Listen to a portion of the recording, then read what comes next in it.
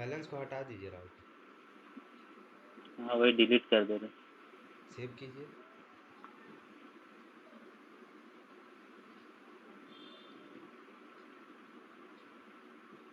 Sir एक चीज और, इसी में मेरा ना सेल्स ऑर्डर पे कंडीशन टाइप में ना मेरा दो दो बेस प्राइस दिख रहा है सर, बल्कि यहाँ पर ये तो एक ही चीज मेंटेन की है। बना के दिखाइए ना सर सर। हाँ देखिए क्या सर यहाँ पर जैसे एक बेस प्राइस है ना, वहाँ पर सेल्स ऑर्डर पे ना दो दो बेस प्राइस दिख रहा है, एक तो एक्टिव में एक तो इनएक्टिव में। दो दुकान से देखिए क्या ऑर्डर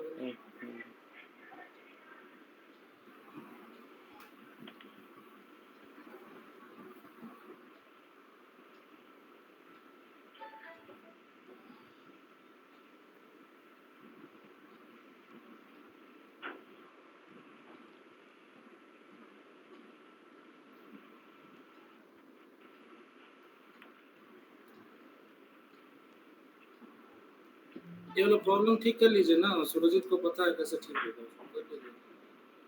क्या मत डालिए पैसा जी उसमें सर। अंदर चलिए। वो एक एरर आता है ना, वो क्या चाहता है, क्या बोलते हैं उसको, अभी आया था ना एक पॉपअप। हाँ अभी आएगा सर, कंडीशन में प्राइसिंग डालने से आएगा।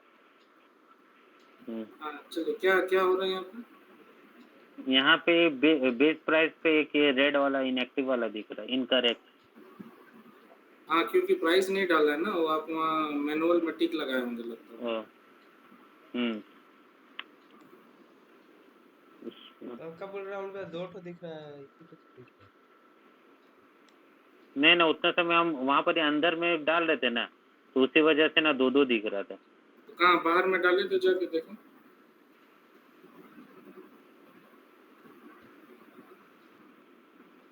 और यहाँ पर ही सर वो 1 किलोमीटर के हिसाब से कर रहे हैं तो 54.787 आ रहा है, तो इसमें यहाँ नीचे पे ये input must be in the format of ये एरर दिखा रहा है।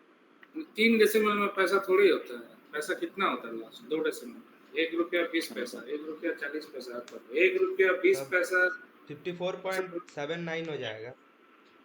हाँ 2 डेसिमल में पैसा डाला है, 3 डेसिमल में पैसा सुने हैं कभी? नहीं नहीं सर, तो फिर 54.79 ये है सर, दो दो बेस प्राइस दिख रहा है, एक इनकरेक्ट में एक एक्टिव में। तो बीकेके में डाले डाले हुए ना RR00। हाँ हाँ, दो हाँ जगह जी साइन सर। किए होंगे आप, सही है। हाँ नहीं 2 उसी की जगह वजह पे। से दिख रहा है। नहीं ओवी के पे तो ये मेंशन किए, असाइन किए इससे। OBKK में तो रहता ही है, तो दूसरा हाँ वाला जी कहाँ सर। से? बाहर में पैसा डालने से ये ऊपर वाला RR0 में सेट हो जाना चाहिए, ये नया वाला RR00 क्यों ऐड कर रहा है? वही चीज समझ में नहीं आ रहा। तो 20,06 में ये RR00 को खोलिए।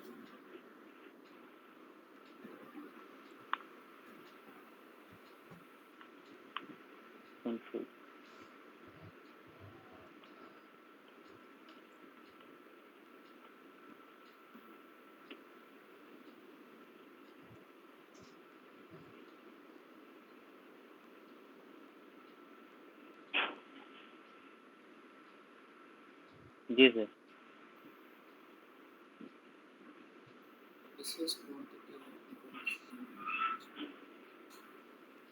तो ठीक है,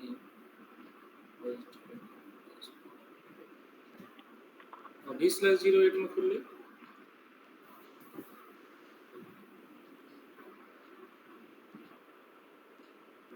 ये सर 10 में RR00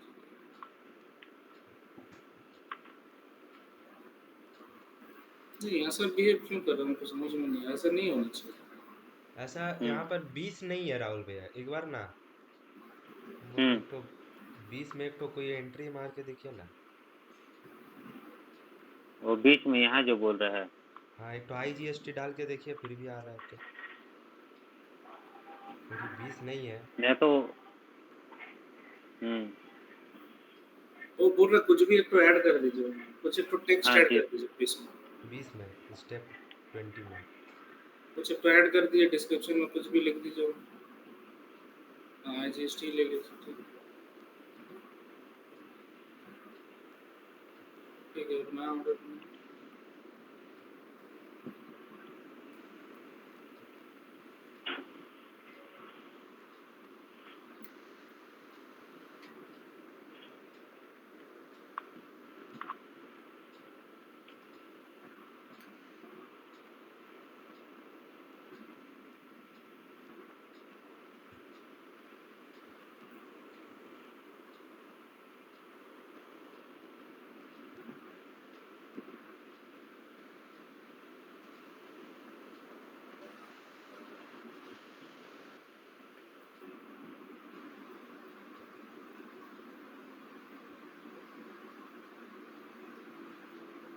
अभी भी वही आ अभी रहा भी आ रहा है।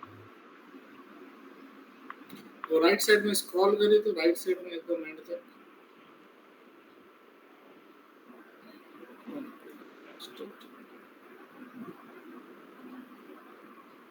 एक बार एनालिसिस में जाइए। एनालिसिस में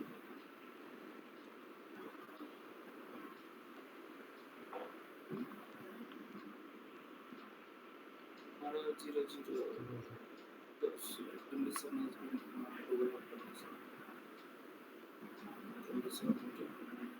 अच्छा बैक करिए। जी सर। ये RR00 आप बनाए हैं ना, ये पहले से था? नहीं सर, ये बनाए हैं। इसको सिलेक्ट करिए तो दूसरा वाला RR00 देन जी कंडीशन सर। रिकॉर्ड में क्लिक करिए नीचे में। Is not determined using condition record. ठीक है, उसमें डबल क्लिक करिए तो ग्रीन वाला RR00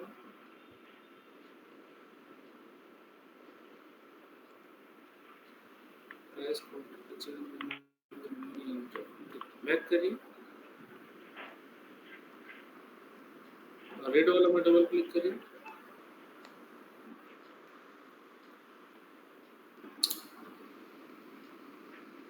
इसमें ऑटोमेटिक प्राइसिंग कंडीशन ओरिजिन की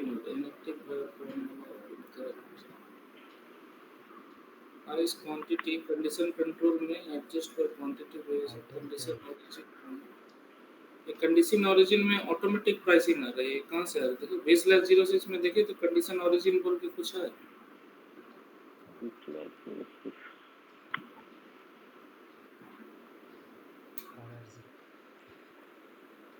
कंडीशन ओरिजिन ओरिजिन तो नहीं है कुछ।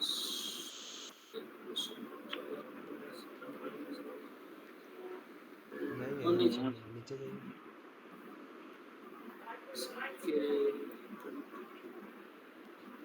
किसको कॉपी करके बनाया आप इसको? PR00 से? हाँ जी सर।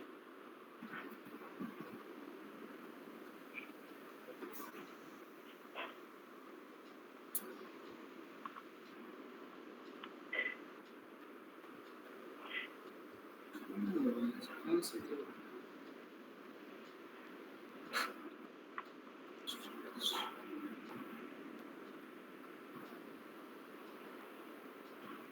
अच्छा उसको एक काम करो तो PR00 कर दीजिए तो आपका प्रेजेंट पोजीशन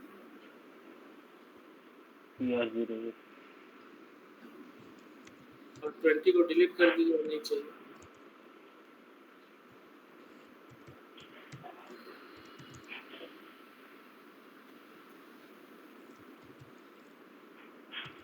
इसी में PR00 कर देते हैं। वो RR को मिटा के PR00 कर दीजिए, 20 को डिलीट कर दीजिए।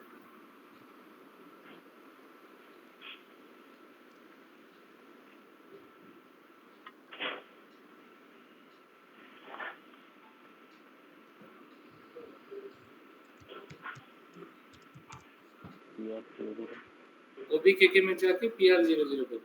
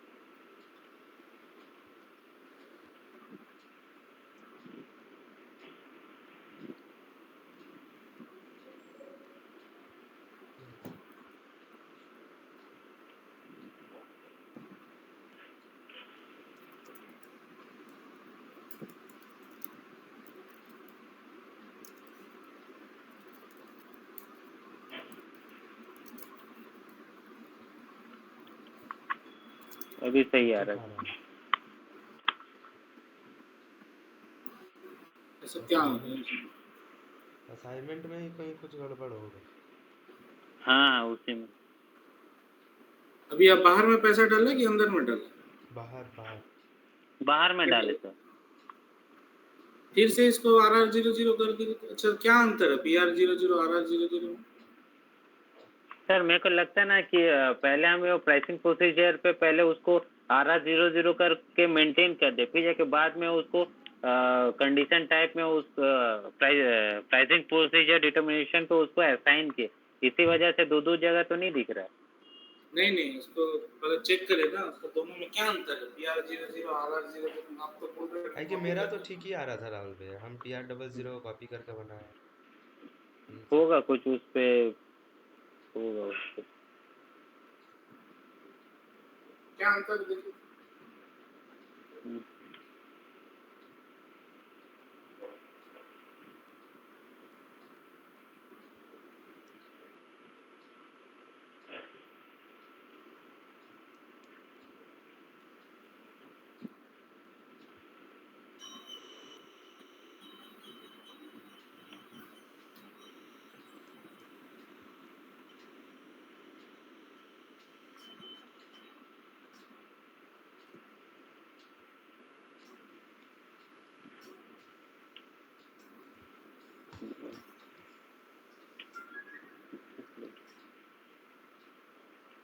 क्या क्या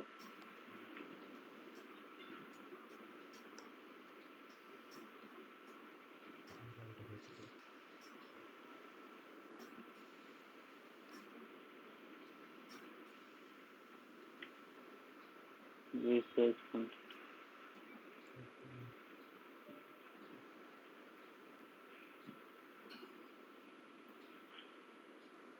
क्या अंतर? PR00 कंडीशन पे इंडेक्स। मैनुअल एंट्री है। नहीं वो तो मेरा में भी था। मेरा में हम्म, FR00 मैनुअल एंट्री ही था। उससे दिक्कत नहीं है। BC कंडीशन इंडेक्स में ठीक है। देखिए इसमें कुछ कम फील्ड है, उसमें ज़्यादा फील्ड है PR00 में। PR00 पे। हाँ देखिए ये सब मास्टर डेटा का जो फील्ड है नीचे में, वो सब ज़्यादा हम्म है। RR00 में कम है। बैक कीजिए RR00 में। हम्म इसमें कम है मास्टर डेटा का, इसी वजह से आ रहा होगा। नहीं नहीं, ऐसा कुछ नहीं। क्या क्या अंतर दिख रहा मास्टर डेटा में? वो कंडीशन इंडेक्स एक तो टिक लगा हुआ है, ये है ना? हाँ हम्म ये तो कंडीशन इंडेक्स है ही नहीं। यहाँ और नहीं है कंडीशन में। ये है RR00 वाला, और ये PR00 इसी का होगा कंडीशन इंडेक्स। मैं फोन करी तो कंडीशन इंडेक्स क्या होता है?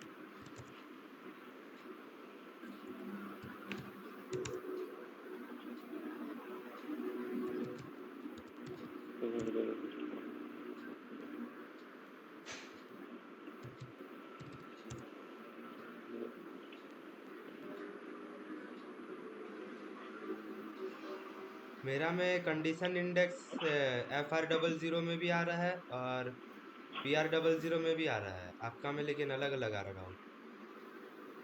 हम्म। ठीक है, कोई दिक्कत नहीं। अभी फिर से आप RR00 को लगा दीजिए प्रेजेंट के लिए।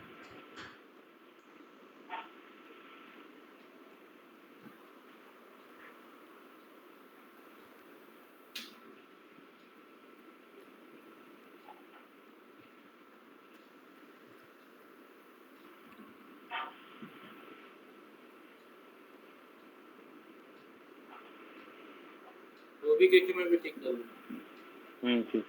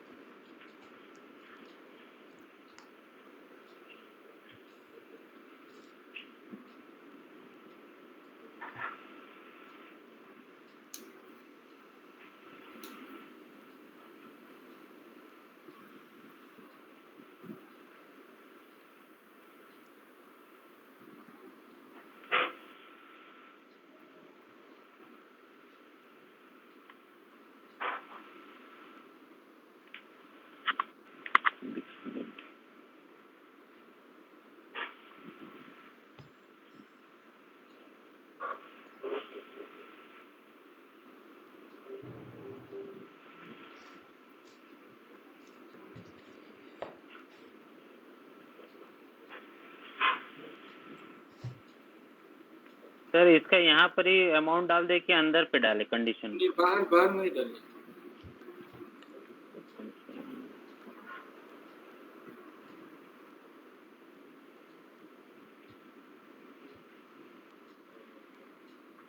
क्या हो रहा है इसमें समझ में?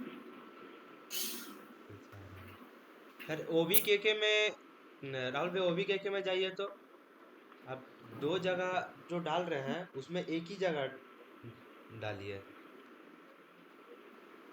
RR00 जो दो जगह डाल रहे हैं एक ही जगह का बोल रहा है। एक ही जगह डालिए। देखिए ऊपर में भी RR00 डला हुआ आपका, जैसे तो वो तो MTBL दूसरा। DSPTA कस्टमर प्राइसिंग प्रोसीजर में कुछ नहीं है, उसमें भी RR00। उसके बाद कस्टमर प्राइसिंग प्रोसीजर में स्टैंडर्ड है, उसमें भी RR00। हाँ PR00। क्या बोल रहा है? लेकिन कंडीशन इसमें control not. Condition is not in a procedure. हाँ तो नहीं है ना, डिलीट कर दो, RR है ना, फिर PR क्यों डाल रहे हैं? हाँ या तो RR डालिए या तो मत डालिए। हम मत डालिए वहां पर। उसके बाद देखिए आपका कौन सा वाला सेल्स एरिया ले रहा है? ये कस्टमर सेल्स एरिया जो पर हमेशा। ब्लैंक वाला है क्या या वन वाला है, कौन सा है? सर ये तो ये वाला है सर, मिडिल बीच वाला। वाला है, मिडिल वाला है। हाँ जी सर, हाँ जी सर। देखिए वो ठीक है, सेल्स एरिया दोनों में है, लेकिन कस्टमर प्राइसिंग प्रोसीजर में एक में ब्लैंक एक में स्टैंडर्ड है। उससे फर्क नहीं होना चाहिए। इसमें देखिए PR नहीं होगा, हाँ RR होगा, नहीं तो नहीं होगा। PR है हाँ ही नहीं है और प्राइसिंग पोजीशन। हाँ। तो ताकि इसको भी कस्टमर ब्लैंक प्राइसिंग ही छोड़ दे प्रोसीजर रहे। तो अलग हो सकता है। हाँ तो हाँ ब्लैंक छोड़ एक दे रहे देख, इसको। ब्लैंक छोड़ के एक बार देखिए ना, ब्लैंक छोड़ के। यहाँ पे वही कंडीशन टाइप को डाला जाता है जो प्राइसिंग प्रोसीजर में अवेलेबल है। अगर नहीं है तो जी। फिर उसको नहीं डालना।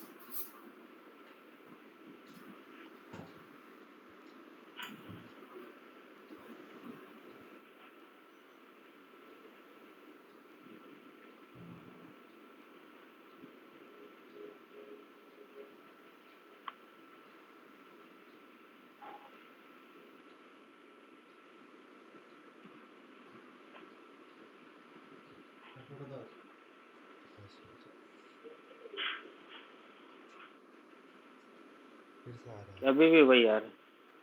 ठीक है रहने दीजिए सर, इसको हम बाद पे इसको एक चेंज कर नया देंगे। नया बना के देखिए उसमें अगर क्या होता है। हाँ हाँ उसको बाद में नया बना लेंगे। अभी जो इसका कैलकुलेशन है वो तो सॉर्ट आउट हो गया। स्टेट GST कितना 2.5। हाँ 2.5।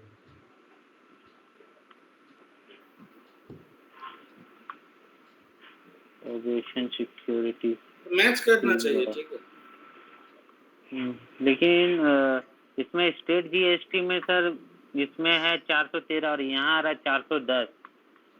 थोड़ा सा बढ़ा दीजिए, और 2.5 भी आना होना चाहिए वैसे 413, लेकिन थोड़ा सा 3 रुपया 2 रुपया कम ज्यादा हो रहा है। 2.6 देखिए। 413 क्यों होना, 16,437 होना चाहिए ना, हाँ उसका सोलह हजार 2.5%। चार सौ सैंतीस है ऊपर में, लेकिन टू ये उसका लोग हाँ क्या कर रहे थे, 413 हो जा रहा है। 2.5 भी तो होना चाहिए। मतलब डोमेस्टिक फ्लाइट में 5% का हिसाब से हम्म कैलकुलेट हो रहा है वहाँ पर। स्टेट GST और सेंट्रल GST को हाफ ऑफ कर दिया 2.5 2.5। हाँ 2.6 करके देखिए तो एक बार। 2.6। नहीं हो सकता, GST होता ही नहीं। हाँ वही तो। नहीं 2.5 ही होगा लेकिन।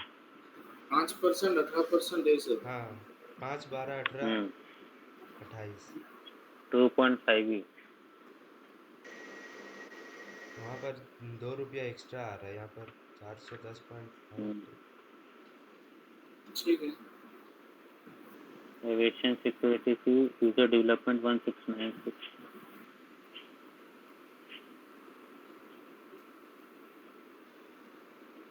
सरचार्ज। सरचार्ज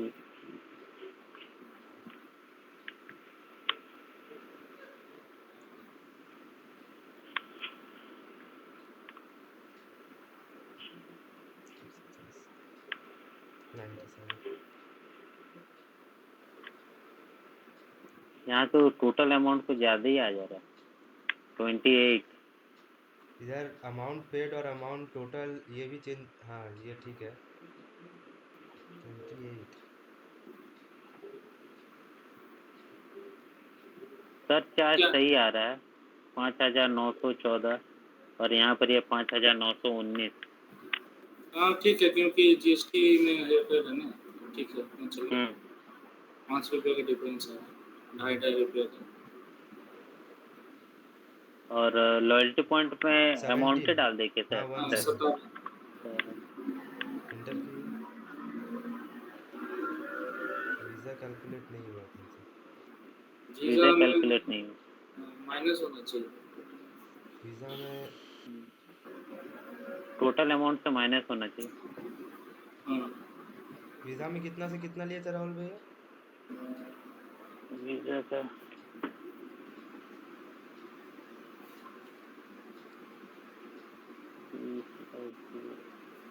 100 से 120 लिए थे शायद। हम्म।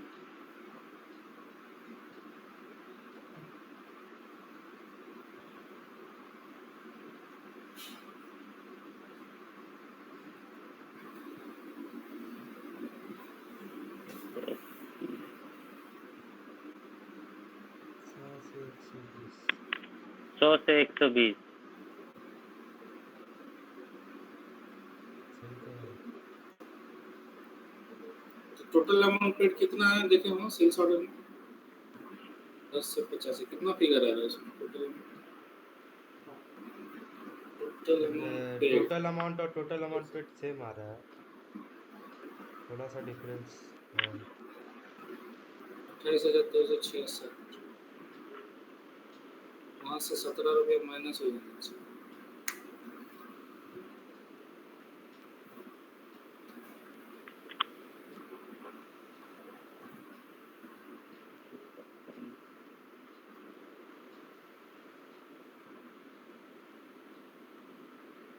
अच्छा उसमें कुछ मत डालिए वीजा में लास्ट में, क्या होगा देखो। क्या कुछ मत करना। सेव कर दे क्या सर? नहीं नहीं, प्राइसिंग प्रोसीजर में अमाउंट में कुछ मत हाँ। डालिए।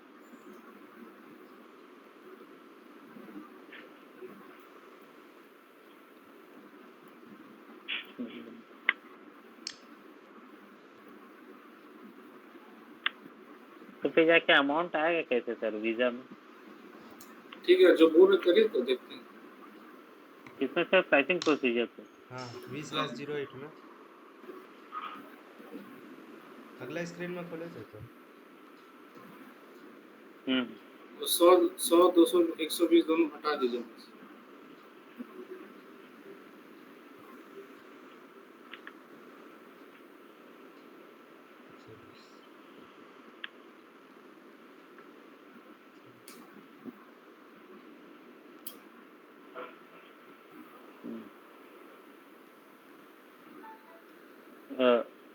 फिर से बनाए क्या सर सेल्स ऑर्डर? हम्म,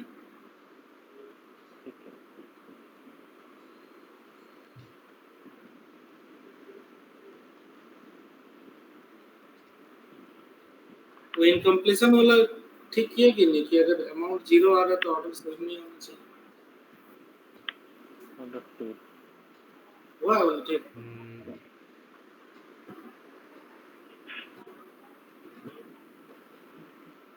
नहीं सर वो वाला नहीं किया अभी तक, भूल गए थे। तो नोट नहीं करता है क्या कॉपी में कि क्या करना है क्या नहीं करना? नहीं नोट करते हैं सर। फिर कैसे भूल गए? नहीं वो भूल गए थे।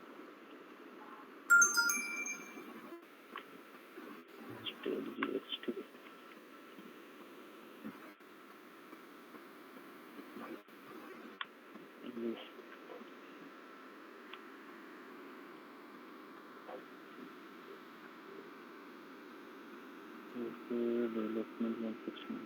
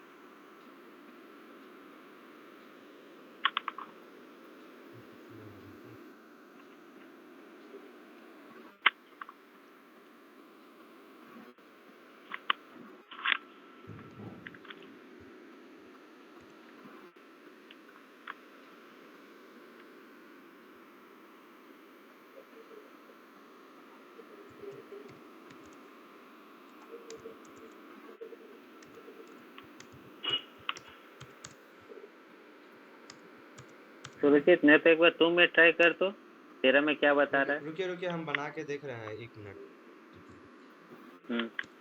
उसके बाद क्या बता रहा है बताते हैं। सही सही हुआ तो शेयर करते हैं। वो ऐसा नहीं होगा, वो जो टोटल अमाउंट पेड है ना, ये कोई कंडीशन नहीं है ना, ये टेक्स्ट है, ठीक है। हाँ कोई कंडीशन टाइप नहीं है, मतलब कोई प्राइसिंग एलिमेंट नहीं है, ये तो टेक्स्ट है खाली यहाँ देखने के लिए। जी सर। तो आप एक काम करिए, वो टोटल अमाउंट निकालने का, टोटल अमाउंट कैसे निकल रहा है, सबको जोड़ देना है खाली बेसिकली, ऊपर से लेके। हाँ हाँ सर, एक कंडीशन टाइप बना के हो जाएगा, हम वैसे बैलेंस का किए थे। हाँ, तो एक काम करिए, आप ऊपर से नीचे तक जोड़ दीजिए उसको, टोटल आ अमाउंट का जाएगा कंडीशन टाइप पूरा। बना। 10 से लेकर 100 ना 100 कितना वहां तक जोड़ दीजिए, सीधा सीधा है। 10 से लेके इस 120 तक कर दीजिए उसको।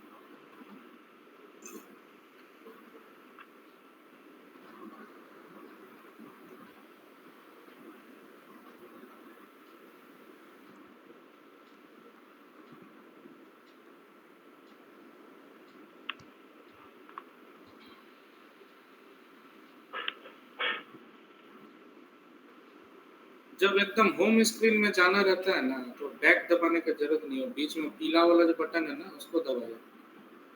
ये वाला में से हाँ, एग्जिट। या फिर वो रेड वाला को दबाइए। ठीक है। 4 बार बैक बैक बैक बैक करने में कोई मतलब नहीं।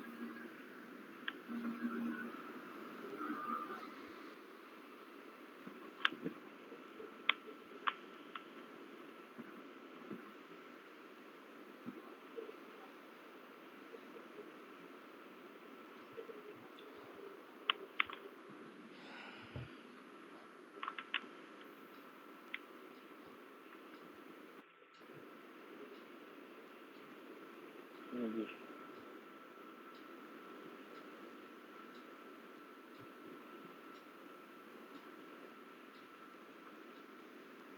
विष्णु 11 गुड।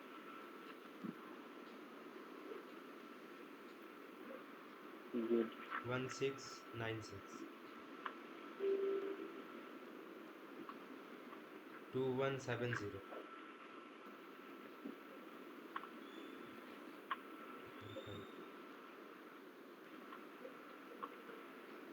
97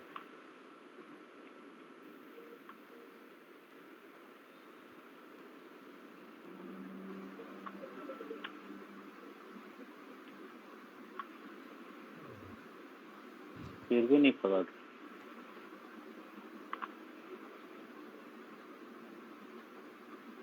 वो आपको कुछ डालिए तो अपने से वीजा में।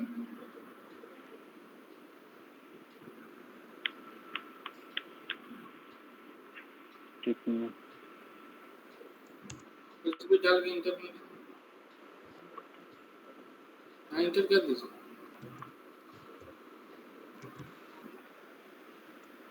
जी सर। तो वीजा का 20,06 में खोले तो ये क्या, किस टाइप का कंडीशन टाइप है ये?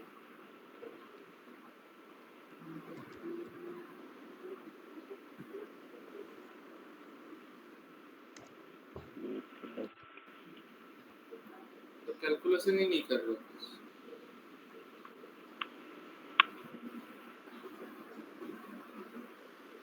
फिक्स्ड अमाउंट होगा, फिक्स्ड अमाउंट थोड़ी हो गई।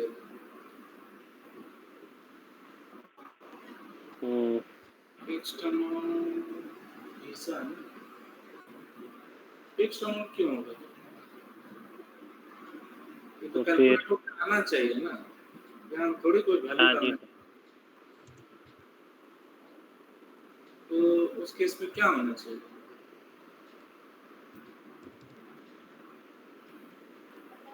क्वांटिटी होना चाहिए, उसको क्वांटिटी करिए। क्वांटिटी। हाँ, ग्रुप कंडीशन हटाइए नीचे से। ओके। किसको कॉपी करके बनाए इसको? याद ग्रुप नहीं सर किसको कॉपी करके बना। सर पहले से एक ग्रुप वीज़ा नाम कंडीशन। से बना हुआ था, वीज़ा वीज़ा मास्टर कार्ड नाम से बना हुआ था, हम उसको ही कॉपी करके बनाए थे। ठीक है, अभी ट्राई करिए कुछ।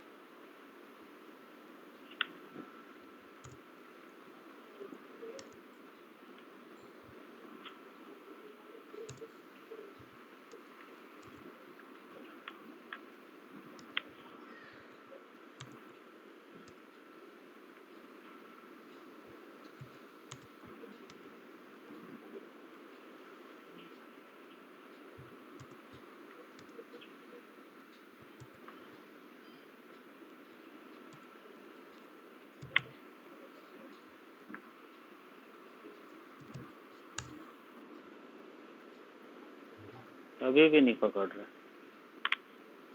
मेरा भी नहीं पकड़ रहा है।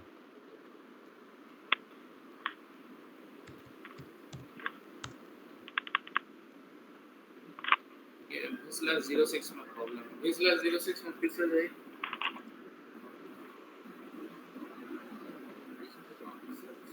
जी सर।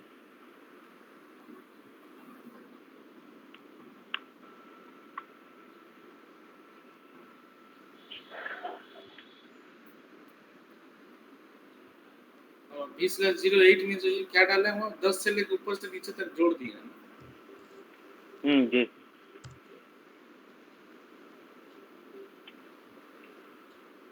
इसको बंद कर दे, इसका जरूरत नहीं है।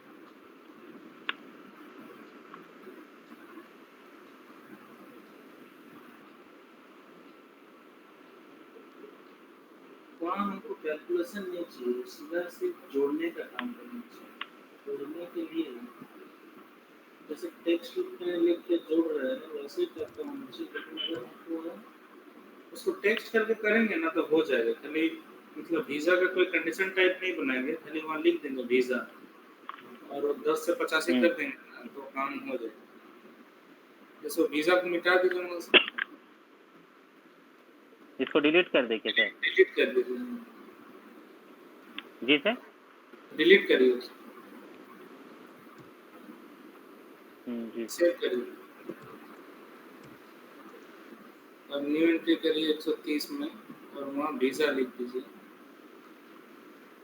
जैसे टोटल 130 पे। अमाउंट, हाँ जैसे टोटल अमाउंट है सब वैसी टाइप का कर सकते हैं। लेकिन अगर हमको उसको कंडीशन टाइप में करना है तो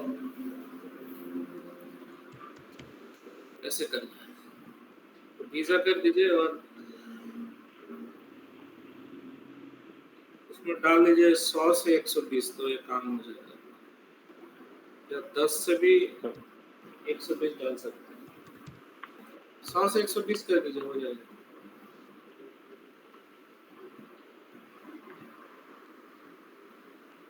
सेव करिए, बैक करिए।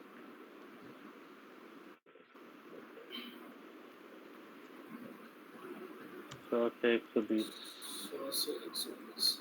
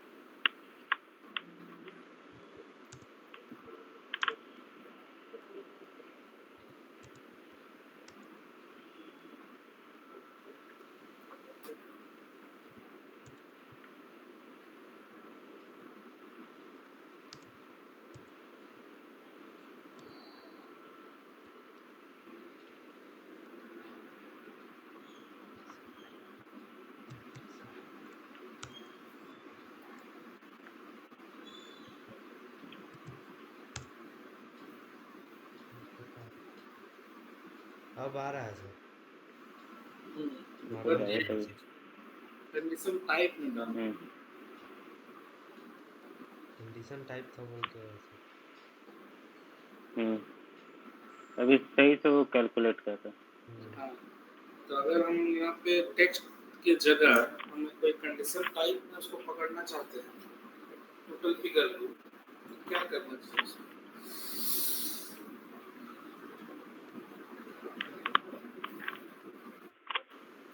ठीक है, वो फिर से 20,06 में चाहिए।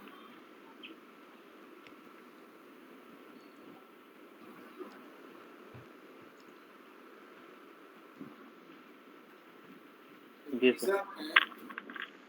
कंडीशन कैलकुलेशन क्लास टाइप, में चाहिए। कंडीशन क्लास, कंडीशन कैटेगरी क्या है देखे तो, थर्ड वाला। उसमें पेमेंट का, मेरा में सर पेमेंट का था, पेमेंट का एक कंडीशन कैटेगरी है, नीचे होगा।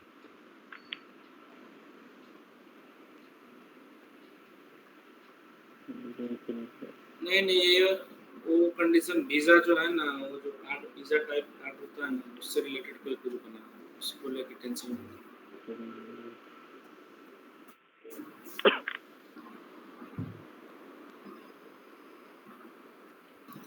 पेमेंट का ही है। पेमेंट का एक है। मेरा में पेमेंट का लिया हुआ और था लेकिन नहीं है। फिर भी नहीं हो रहा था। ठीक है ठीक है, यहाँ कुछ नहीं करना। यहाँ पे प्राइस कर दीजिए, तो एक बार देखो प्राइस कर दीजिए उसको कैटेगरी में। किसमें सर? कैटेगरी यहाँ में। कर्सर है, प्राइस, बेस प्राइस, प्राइस करके कुछ है या बेस प्राइस? हाँ बेस प्राइस है। Basic price. खाली प्राइस है क्या कुछ? नीचे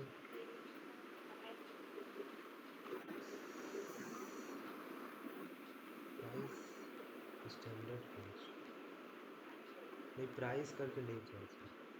प्राइस प्राइस कंपोनेंट बस। कंपोनेंट।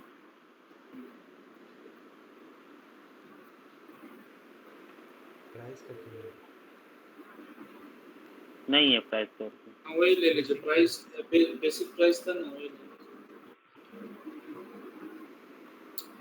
इसको बेसिक प्राइस जैसा बना देते हैं और इसका कंडीशन क्लास में चाहिए। कैलकुलेशन टाइप में भी टिक करना होगा क्या?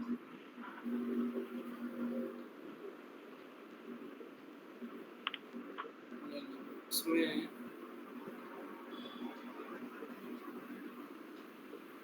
प्राइस तो नहीं ले सकते, प्राइस एक ही रहता है पूरे प्राइस में, तो एक समय में एक ही होता है। स्टॉक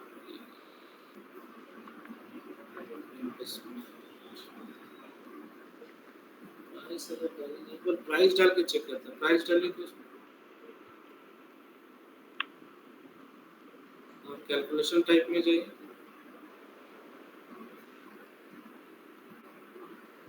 कैलकुलेशन टाइप क्वांटिटी जो है, वो नहीं ऊपर में, उसको नहीं हाथ लगाना। कंडीशन क्लास के नीचे में रहता है कैलकुलेशन टाइप। हाँ कैलकुलेशन टाइप।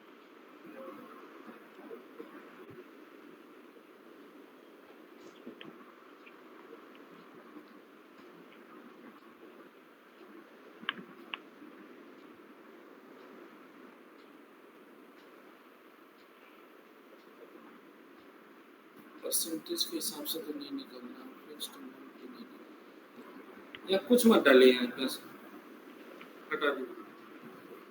डिस्टेंस टाइप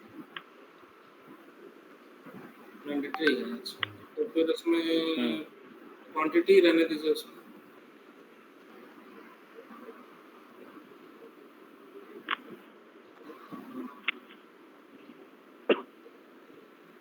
ठीक है, एक बार सेव करिए और एक बार इसमें जाइए तो 20,08 में।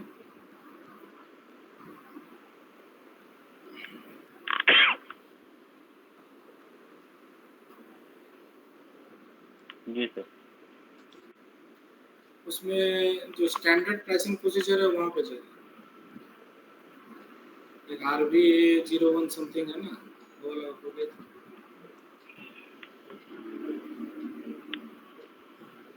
यहाँ से थोड़ा सा हेल्प लेता हूँ, सेलेक्ट करिए।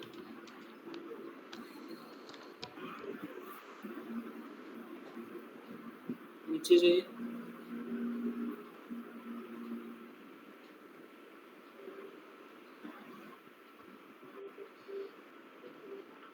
जाते रहिए नीचे।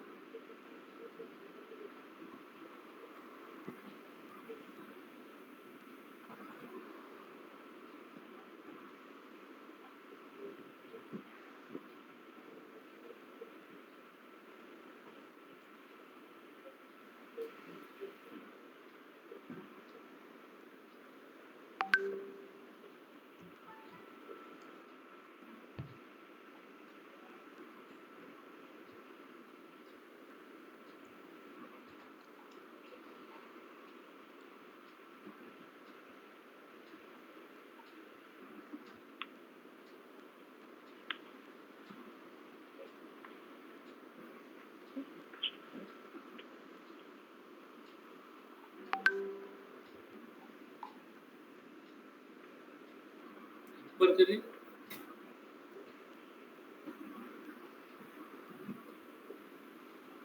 बस बस बस, थोड़ा सा नीचे करिए।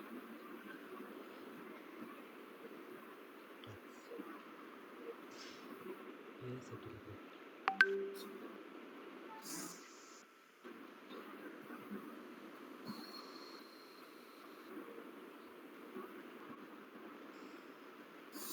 इस तरीके का अभी कैश डिस्काउंट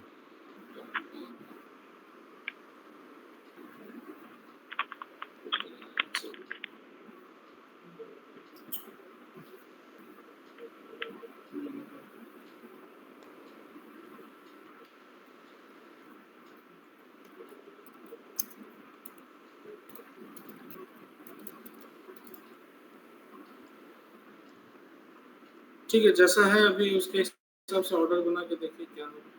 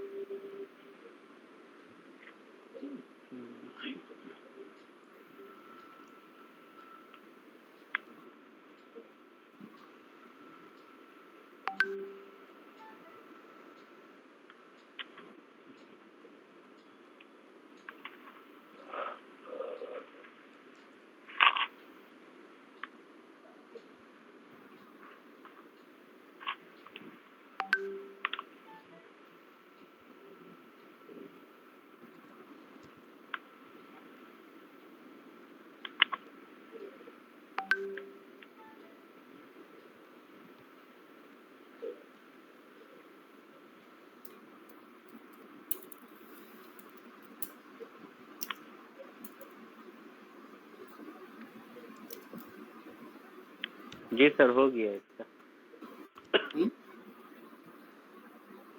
नहीं इसका नहीं, ये कैलकुलेशन हो गया। नहीं नहीं हुआ वीजा को कंडीशन टाइप में डालना है कंडीशन। ना, हाँ टेक्स्ट नहीं। तो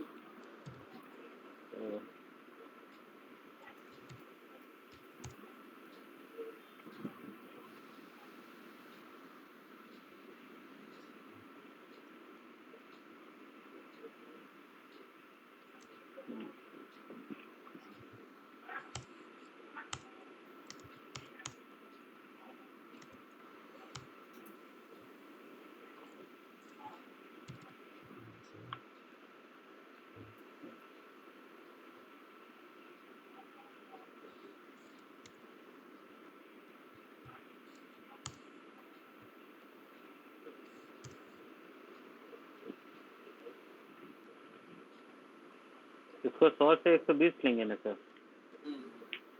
100 से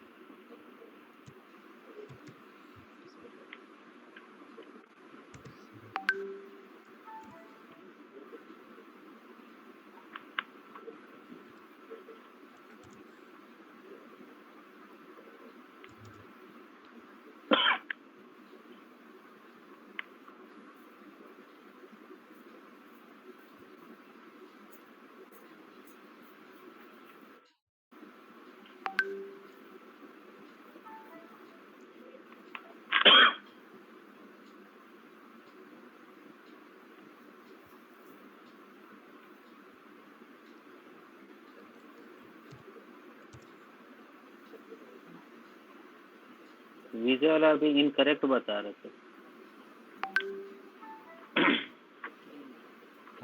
अमाउंट डालिए तो एक बार वीजा वाला में। नहीं, वो लॉयल्टी में पहले डाले 17 रुपये।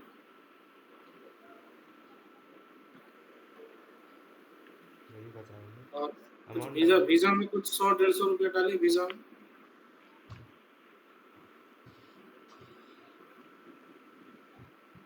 अब इनएक्टिव कर दिया, एक ही प्राइस एक्टिव रहे। हाँ, तो वीजा में एक ही प्राइस तो लगा दिया ना, इसीलिए हाँ तो ऊपर का सब इनएक्टिव हो गया। तो पहले तो प्राइस को हटा दीजिए वहाँ से, नहीं होगा प्राइस।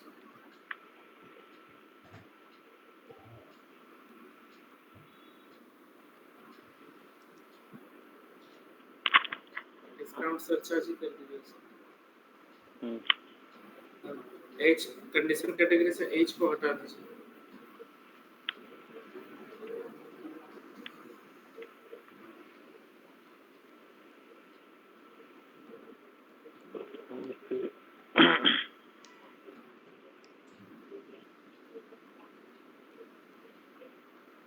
ठीक है, सेव कर दीजिए उसको। और प्राइसिंग प्रोसीजर में जाइए और यहाँ पे प्राइसिंग प्रोसीजर में जी सर। यहाँ पे उसको 10 से 120 कर दीजिए। तो फिर भी नहीं हो रहा सर, हम 10 से 120 करके देखे। नहीं हो रहा है। नहीं।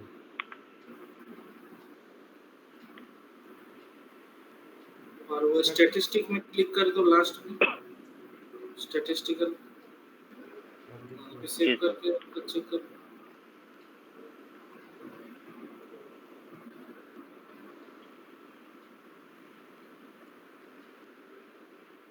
हो जाना चाहिए। सर हो सकता है बीच में जो टेक्स्ट सब आ रहा है इसी चलते छोड़ दे रहा होगा कैलकुलेशन वहीं पर। नहीं, कैलकुलेशन छोड़ना नहीं चाहिए। टोटल अमाउंट पेड और टोटल अमाउंट जो टेक्स्ट आ जा रहा है उसके चलते हो सकता है कुछ।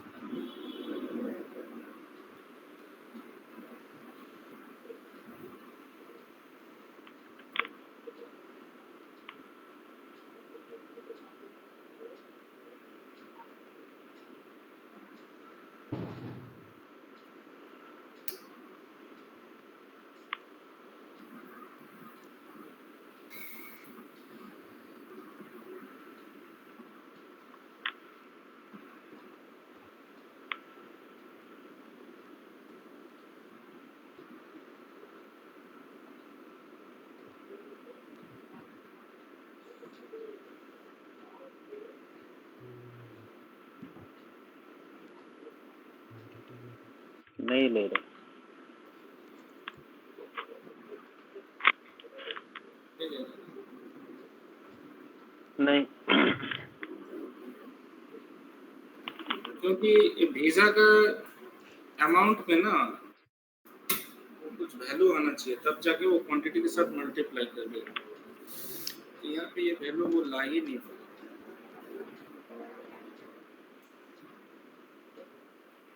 अच्छा, और एक काम करिए, नीचे जाइए प्राइसिंग प्रोसीजर में, ये बीच का टेक्स्ट का सारा प्रॉब्लम हो रहा है कि क्या पता नहीं। उसको टेक्स्ट एक 10 बार से हटा के ट्राई करने से नहीं, उसको 10 क्या से 20 कर दीजिए। 20 में क्या है आपका? 10 से 80 होगा ना सर? नहीं, ऐसे ही चेक करना है। 20 में तो कुछ है नहीं। 10 से स्टेट से 20 में नहीं है, 30 में। 10 से 30 करिए तो देखें क्या कर रहे हैं, दोनों को जोड़ रहा है कि नहीं।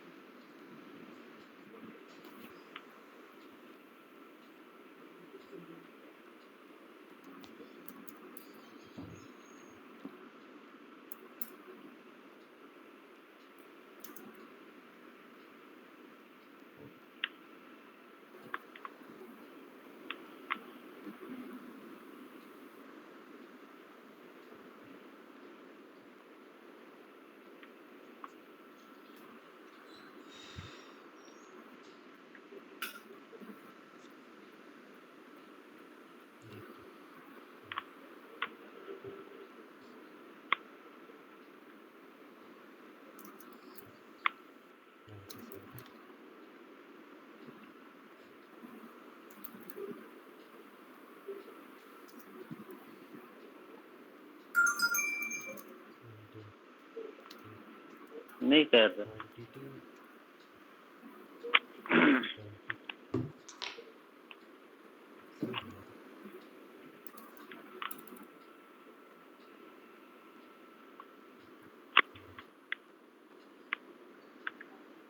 कुछ नहीं किया ना, 10 से 20 डालने से भी।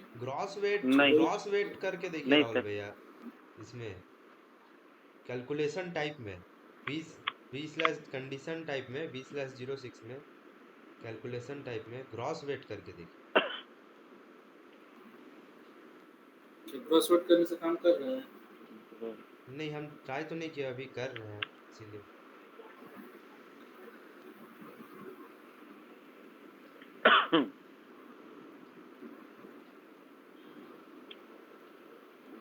यहाँ पर ही देख।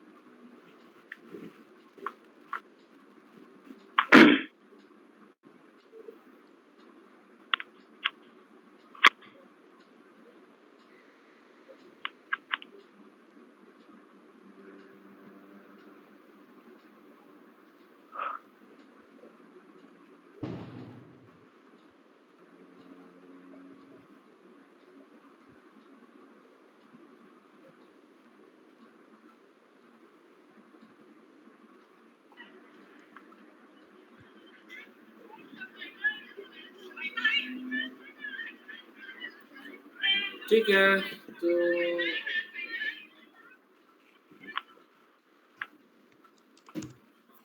सम नहीं कर रहा ना, जी सर।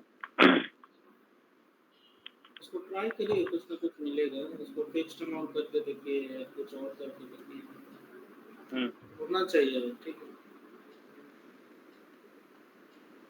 जोड़ना चाहिए।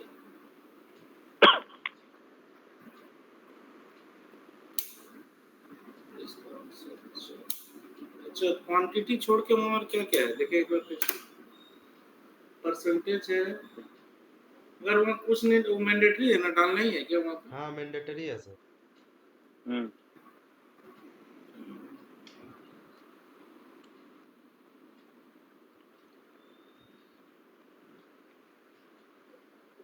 किसी और कंडीशन टाइप को कॉपी करके बना के ट्राई कर सकते हैं।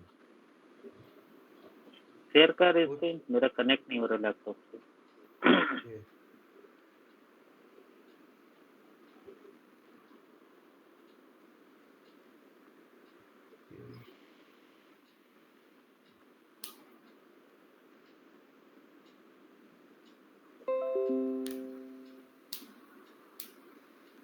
किसी और कंडीशन टाइप को, जैसे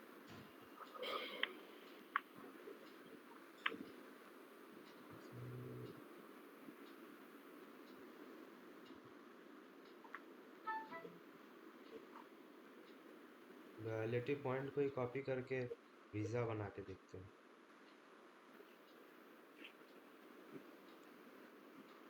लॉयलिटी पॉइंट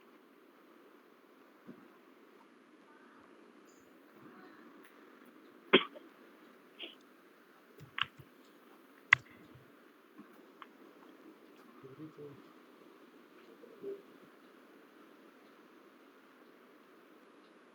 सही होगा।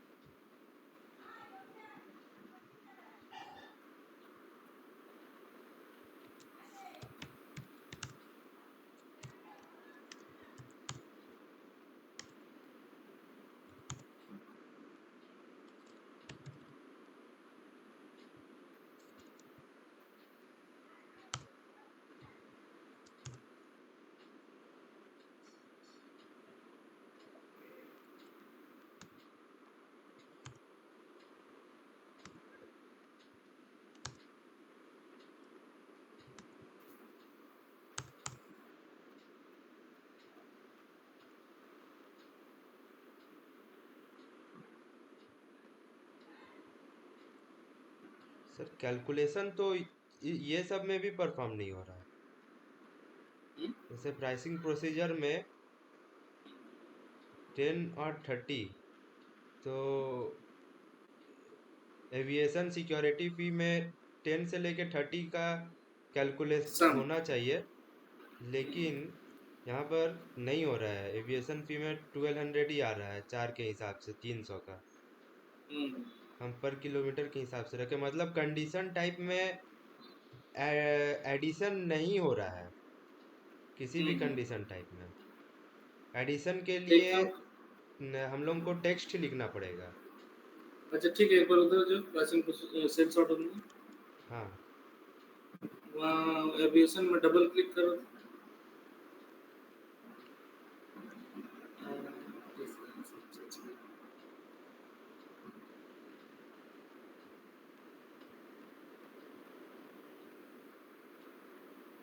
अच्छा ठीक है,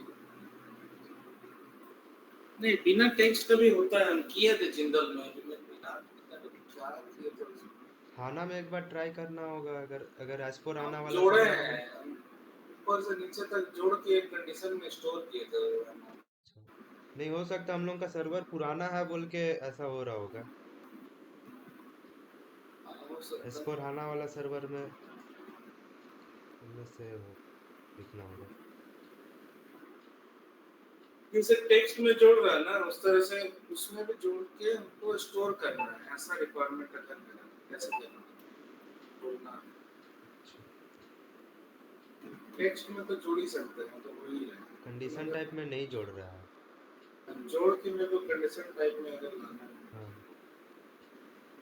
नहीं, हो सकता सिस्टम पुराना है सर, इसलिए हो सकता। मेरा तो 2012 का ECC 6 है,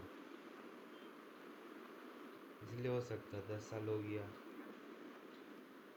नहीं हम एक बार करके देखेंगे मेरा सर्वर में, ठीक है, बताते हैं तो।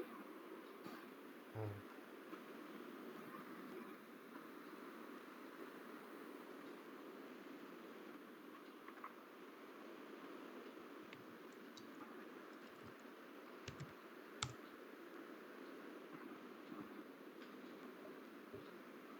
कोई भी ठीक सर है, ठीक है कर लो। आप लोग थोड़ा इसमें और गूगल वूगल करिए, पढ़ाई लिखाई करिए, कुछ ना कुछ मिलेगा। जी सर।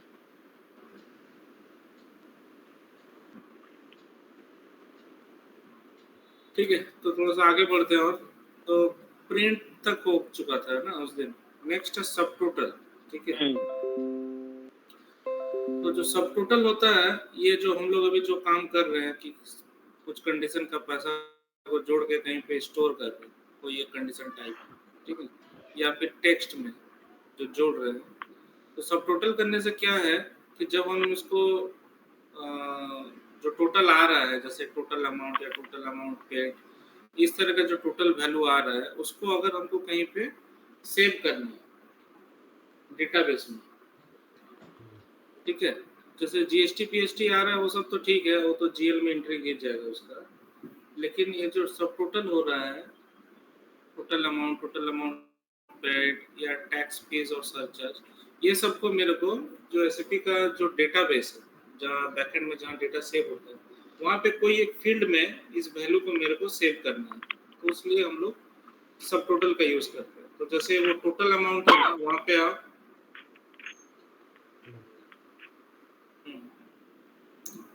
यहाँ पे सब टोटल में F4 करो, तो यहाँ पे हम लोग उसको जोड़ के सेव कर सकते हैं। तो कहाँ सेव कर सकते हैं? तो ये टेबल और फील्ड का नाम है। जैसे एक नंबर में है KOMP KZWI1, यहाँ पे कर सकते हैं। KZWI2 में कर सकते हैं, 3 में, 4 में, 5 में, 6 में कर सकते हैं, ऐसे, ठीक है। या फिर हम लोग ये कॉपी वैल्यू टू XWRKD जो D है या E है या F है, जो G है, ये सब कहीं भी हम लोग इसको सेव कर सकते हैं, ठीक है। तो ये सब स्ट्रक्चर है, सब जो है ना KOMP, ये सब को बोलते हैं स्ट्रक्चर, ठीक है। ये टेबल का ही एक कॉपी होता है। तो वहाँ पे हम लोग इस डेटा को सेव कर सकते हैं। जो वैल्यू आ रहा है टोटल होने के बाद, उस वैल्यू को अगर कहीं पे सेव करना है, तो हम लोग सब टोटल का यूज करते हैं। तो KZWI1 कर दो टोटल में, फिर जो टोटल वैल्यू है, टोटल अमाउंट में 1 डाल दो, टोटल अमाउंट पेड में 2 डाल दो, ठीक है। बाद में इम्पैक्ट दिखाएंगे इसका, नीचे जाओ। अब तो कुछ है नहीं टोटल, है ना। ये हो गया सब टोटल। ये जो टोटल फिगर आ रहा है, सेल्स ऑर्डर में जाओ, सेल्स ऑर्डर में, सेल्स ऑर्डर में जो ये जब सब कुछ डालने के बाद टोटल आ रहा है ना, जैसे टोटल अमाउंट 23,258 रुपये, हम्म। तो जी ये सर। वाला वैल्यू को अगर कहीं पे सेव करना है, यहाँ पे ये दिखा रहा है, अभी जिस स्क्रीन में है हम लोग, यहाँ पे सिर्फ ये दिखा रहा है क्योंकि ये टेक्स्ट है। हम्म। ये जो टोटल अमाउंट लिखा हुआ ये टेक्स्ट है, ये कोई कंडीशन नहीं है। अगर ये कंडीशन होता तो कंडीशन में सेव हो जाता, लेकिन ये टेक्स्ट है और हम लोग स्क्रीन में सिर्फ इसको दिखा रहे हैं, तो ये आगे जाके कहीं सेव नहीं होने वाला, ये सिर्फ यहाँ पे दिखाएगा, हम्म। ठीक है। और अगर आपको सेव करना है कहीं पे परमानेंटली, एसएपी का जो भी डेटाबेस है वहाँ पे, उस केस में हम लोग को ये सब टोटल यूज करके उसको उस टेबल फील्ड में सेव करना पड़ेगा।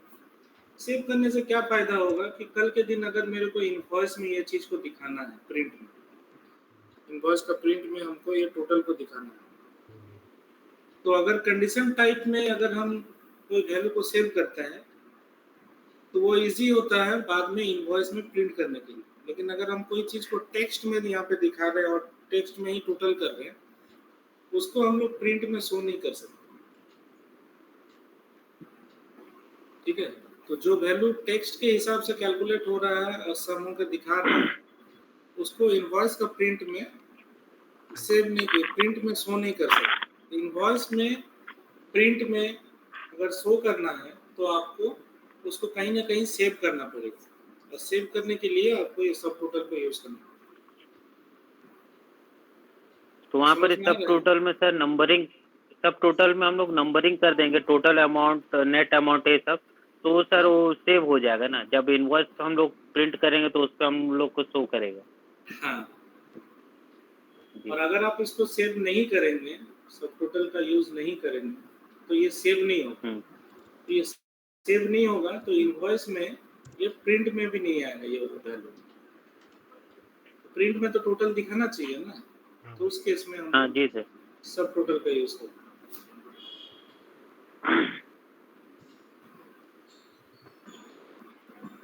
सर ये सब टोटल का मीन्स वही है ना, टोटल अमाउंट नेट अमाउंट से वही सब शो होगा ना। और सब टोटल वर्ड कभी सुने है कि नहीं पहले? हाँ हाँ जी हाँ सर। सुना है। क्या होता है सब जी टोटल? सर। सब चीज सर जितना भी टोटल अमाउंट, जितना भी उसको ऐड करके जो उसका टोटल अमाउंट होता है उसी को सब टोटल कहते हैं। एक्सेल में भी एक फॉर्मूला है सब टोटल करके, किए हैं कभी यूज? हाँ जी सर। हाँ जी सर। हाँ वही चीज। चलो तो सब टोटल हो गया, इसका इम्पैक्ट तो बाद में दिखाएंगे, अभी नहीं दिखा पाएंगे। नेक्स्ट है उसके बाद रिक्वायरमेंट। प्राइसिंग प्रोसीजर में जो रिक्वायरमेंट, ठीक है, तो रिक्वायरमेंट क्या चीज है? रिक्वायरमेंट है रूटीन। जैसे इससे पहले भी हम लोग एक जगह रूटीन देखे थे, कहाँ पे देखे थे? इस तरीके का नंबर आ रहा था, कोडिंग आ रहा था, इसके अंदर पीछे कोड लिखा हुआ है, कहाँ पे देखे थे ये वाला चीज?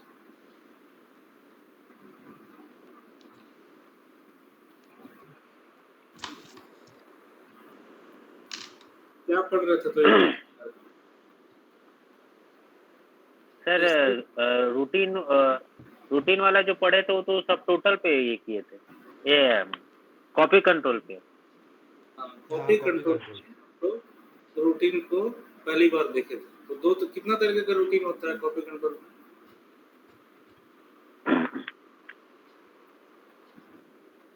कॉपी कंट्रोल पे क्या क्या रूटीन बताया था वहाँ पे? कॉपी कंट्रोल पे, कॉपी रूटीन पे सर जनरल हेडर डेटा, एक बिजनेस डेटा हेडर और पार्टनर हेडर। नहीं, दो तरीके का रूटीन होता है कॉपी कंट्रोल। हाँ, एक कॉपी रूटीन होता है, एक रिक्वायरमेंट रूटीन होता है। हाँ हाँ, और रिक्वायरमेंट रूटीन पे सर वो चेक वैलिडेशन का ये होता है उसपे। कॉपी रूटीन से कॉपी होता है। तो ये जो यहाँ पे प्राइसिंग प्रोसीजर में भी अभी जहाँ पे खड़े हैं हम लोग रिक्वायरमेंट, इसको भी बोलते हैं रिक्वायरमेंट रूटीन। ठीक है, क्या है ये रिक्वायरमेंट रूटीन? इसका भी काम वही है, चेक वैलिडेशन लगाने की। जैसे कॉपी रूटीन में, कॉपी कंट्रोल में जो रिक्वायरमेंट रूटीन था, क्या चीज के लिए था? चेक वैलिडेशन के लिए। हाँ उस तरह से ये भी जो रूटीन है, जो रिक्वायरमेंट है, जिसको हम लोग प्राइसिंग रिक्वायरमेंट बोलते हैं, वो था कॉपी कंट्रोल के लिए रिक्वायरमेंट रूटीन था, ये प्राइसिंग का रिक्वायरमेंट रूटीन। काम दोनों का सेम है, वो भी चेक वैलिडेशन के लिए था, चेक वैलिडेशन वो कॉपी करते समय चेक करता है, वैलिडेशन लगाता है, और ये जब प्राइस डालते हैं तब चेक करते हैं, तब वैलिडेशन लगाते हैं। ठीक है, इसको बोलते हैं जी रिक्वायरमेंट। यहाँ पे हम लोग कुछ भी एडिशनल लॉजिक, एडिशनल कोडिंग कुछ कर सकते हैं, और कुछ कुछ ऐसे भी करके दिया है, जैसे डिफरेंट पेयर है, अगर आपका सेल्स ऑर्डर में पेयर अलग अलग है, ठीक है, item with pricing, foreign currency, cost, plant is set, ठीक है, 10 नंबर में जैसे प्लांट इज सेट है, इंटर कंपनी है, इस तरीके का है। 24 जो है जैसे only only in billing document, ये वाला लगाने से क्या होता है ना कि जो कंडीशन टाइप के सामने इसको लगा देंगे ना, वो सेल्स ऑर्डर में नहीं दिखेगा, वो सिर्फ बिल में दिखेगा वाला कंडीशन, ठीक है। हम्म लगा दो किसी में, कंडीशन में लगा, टेक्स्ट में नहीं, कोई भी कंडीशन के सामने। बेस में लगा देते हैं। नहीं नहीं, बेस में नहीं, बेस बिना बेस का तो सेल्स ऑर्डर बनेगा ही नहीं। फ्यूल जैसे फ्यूल सरचार्ज, ठीक है, वो ऑर्डर में नहीं आना चाहिए, कहाँ पे आना चाहिए, बिल में। बिल में 24 लगा दो उसका, ठीक है। तो रिक्वायरमेंट में क्या है, हम लोग अपने तरीके से कुछ भी चेक वैलिडेशन लगा सकते हैं, और कुछ कुछ एसएपी ने भी जैसे दिया है, तो ये जैसे एक काम है कि ऑर्डर में नहीं दिखना चाहिए, बिल में दिखना चाहिए, ठीक है। उसी तरह से कुछ अगर एडिशनल, और भी कुछ एडिशनल लॉजिक लगाना है, जैसे मान लेते हैं कि अगर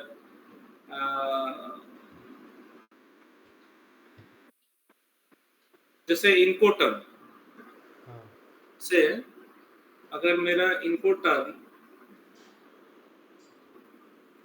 हम लोग इनको टर्म डिटेल में पढ़े थे ना, ये क्या क्या होता है इनको term, EXW, FOB, FOR, EXW ठीक है, DDP, DAP, ऐसा करके बहुत सारा होता है, और वो सब का कुछ ना कुछ मतलब होता है। जी वो सब पढ़े थे गूगल में, किसका मतलब क्या है, हाँ गूगल में पढ़े सब थे तो उस सब का डिटेल। सब तो नहीं पढ़े थे सर। तुम तो बोले थे गूगल में उस सब के बारे में पढ़ने के लिए कि DDP का मतलब क्या है, EXW का मतलब क्या है।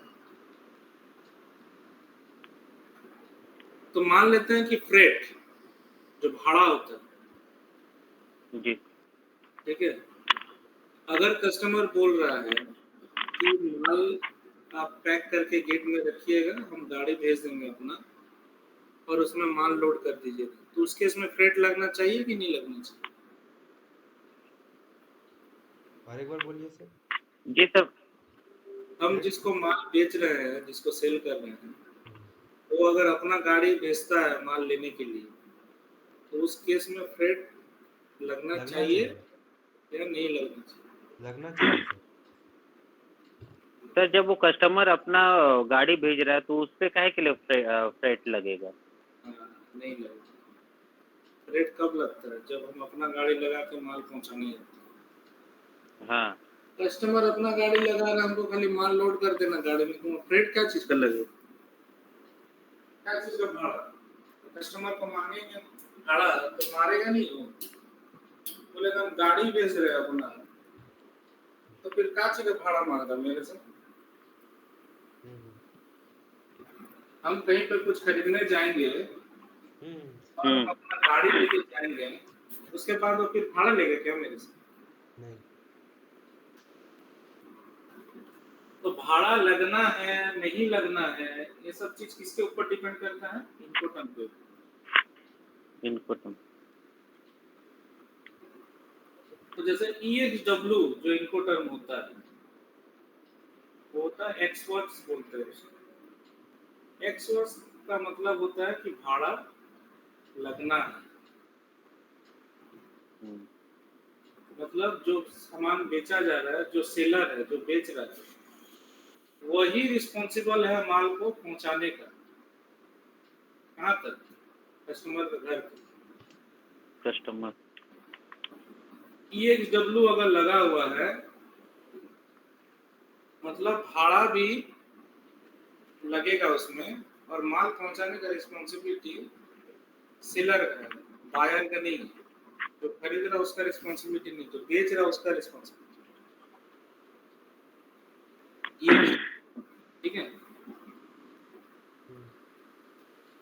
तो अगर मेरा रिस्पॉन्सिबिलिटी है सेलर का, तो हम भाड़ा लेंगे, हम अपना गाड़ी लगाएंगे और भाड़ा चार्ज कर देंगे कस्टमर को, जितना भाड़ा बन रहा है। तो ये EXW इनकोटर्म का ये मतलब है। इसीलिए हम बोले थे कि इनकोटर्म को गूगल में पढ़ना है, इसका मतलब क्या है।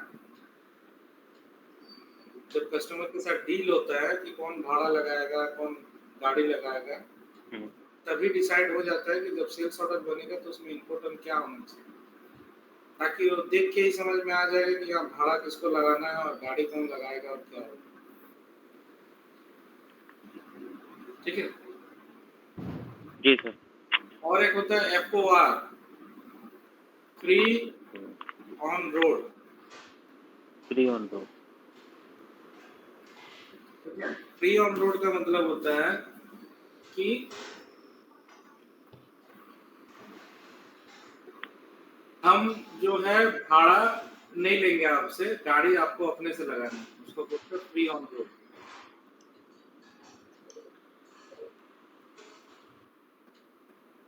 ठीक है, तो उस केस में भाड़ा नहीं लगना चाहिए।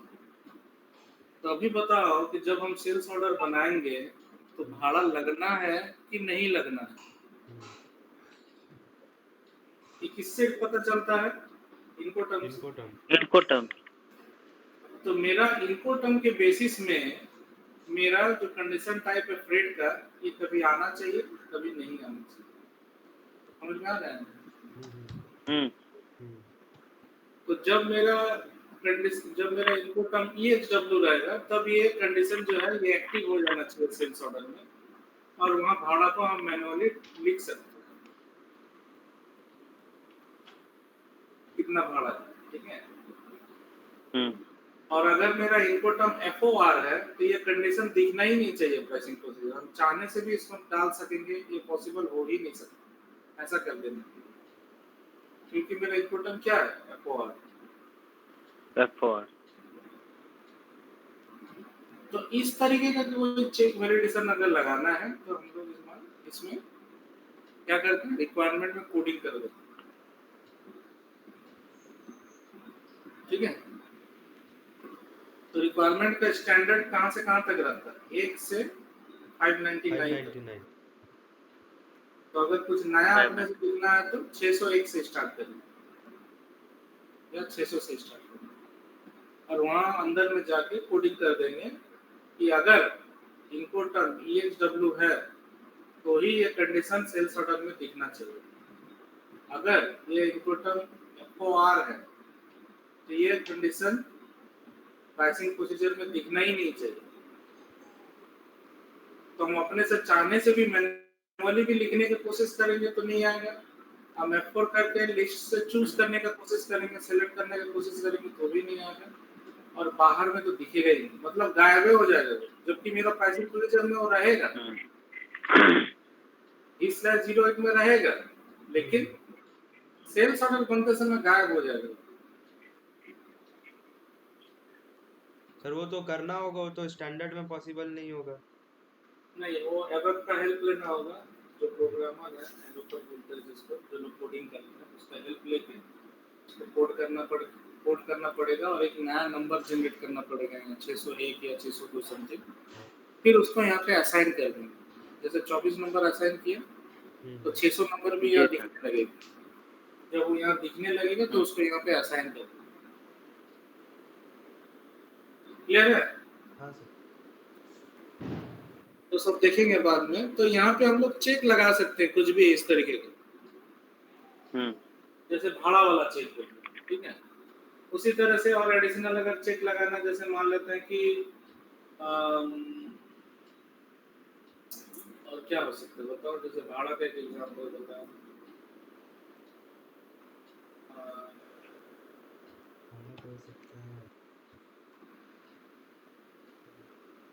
आइटम कैटेगरी के ऊपर भी लगा सकता है, जैसे अगर आइटम कैटेगरी 10 है तो भाड़ा लगना चाहिए, फ्रेट लगना चाहिए। अगर आइटम कैटेगरी टैड है तो उसमें भाड़ा तो नहीं लगेगा, लगना चाहिए।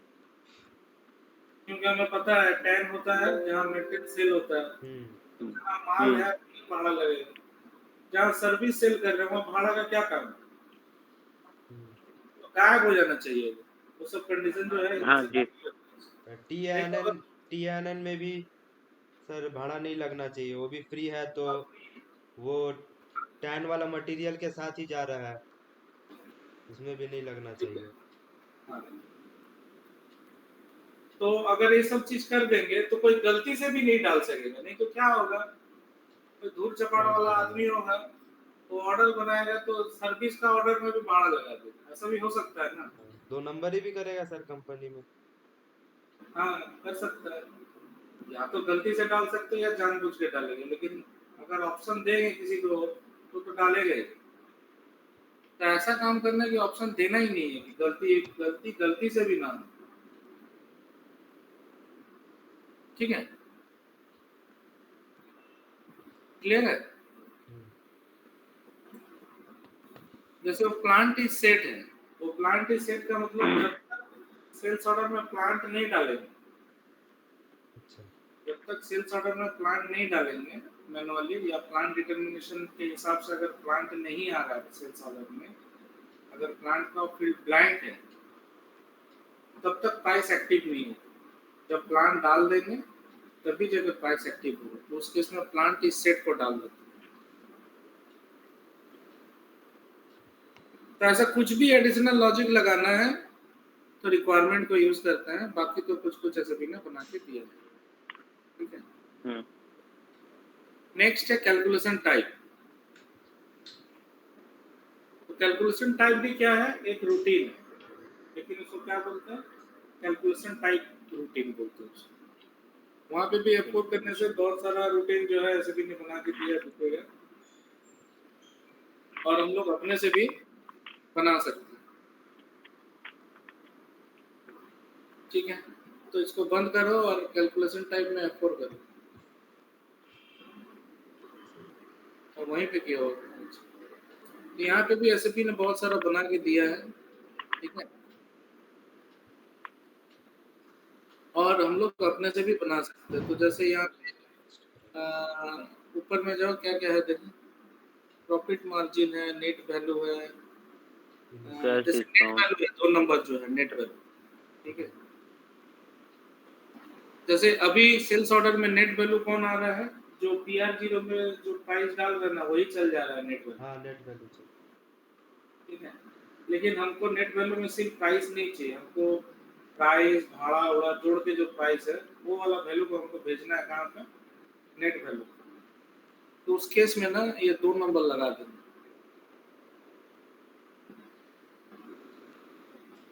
कहाँ पे लगाएंगे, अगर कोई कंडीशन टाइप है जहाँ सब कुछ जोड़ जाड़ के आ रहा है, जैसे वीजा को जैसे बनाने का कोशिश कर रहे हैं, तो वीजा में हम लोग क्या कर रहे हैं, सारा प्राइस को जोड़ के एक जगह कलेक्ट करने की कोशिश कर रहे हैं, टोटल अमाउंट बनाने। अब वो वीजा का जो वैल्यू है उसको अगर नेट में भेजना है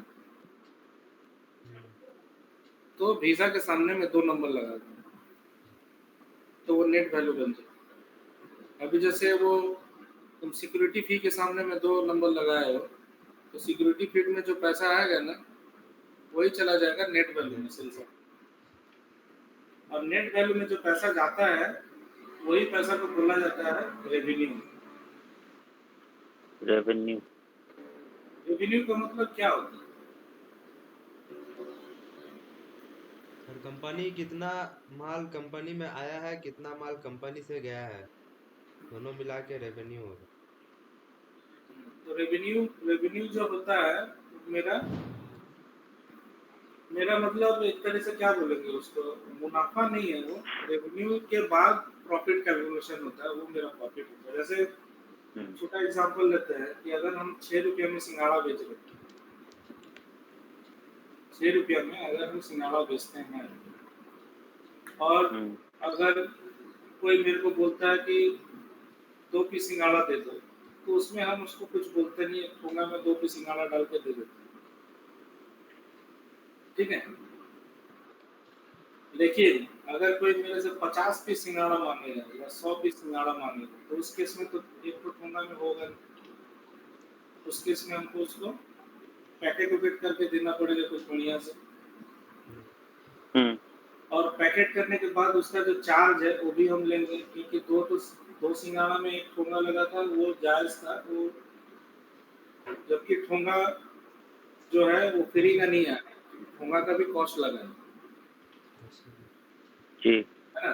जब ठोंगा में किसी को कुछ देते हैं तो ठोंगा कहाँ से आएगा, हम खरीदते हैं ठोंगा, है ना। या जिस प्लेट में हम किसी को खाने देते हैं, तो कोई सिंघाड़ा कोई मांगा तो उसको एक थर्मोकोल का प्लेट में हम दे दिए उसको खाने के लिए, तो थर्मोकोल का प्लेट का पैसा तो मेरे को लगा है ना, हाँ, लेकिन हम उसको चार्ज नहीं करते कस्टमर को, प्लेट का चार्ज करते हैं क्या उसको? नहीं वही इंक्लूड नहीं होता करते है बेस एक्चुअली प्राइस में। डायरेक्ट नहीं करते हैं, वो इनडायरेक्टली मेरा 6 रुपया के अंदर घुसा हुआ। हम कस्टमर को अलग से कुछ नहीं बोलते कि 50 पैसा लगेगा इस प्लेट का, नहीं तो कस्टमर भड़क जाएगा। हम्म तो उस केस में हम लोग क्या करते हैं, सिंघाड़ा का ही दाम में ऐड कर देते हैं, है ना।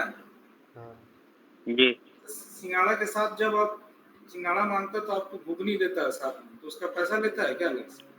नहीं नहीं जो भी चटनी सांभर कोई जो भी देता है सिंघाड़ा के साथ, तो पैसा लेता है? नहीं लेता। लेकिन क्या वो फ्री का है क्या?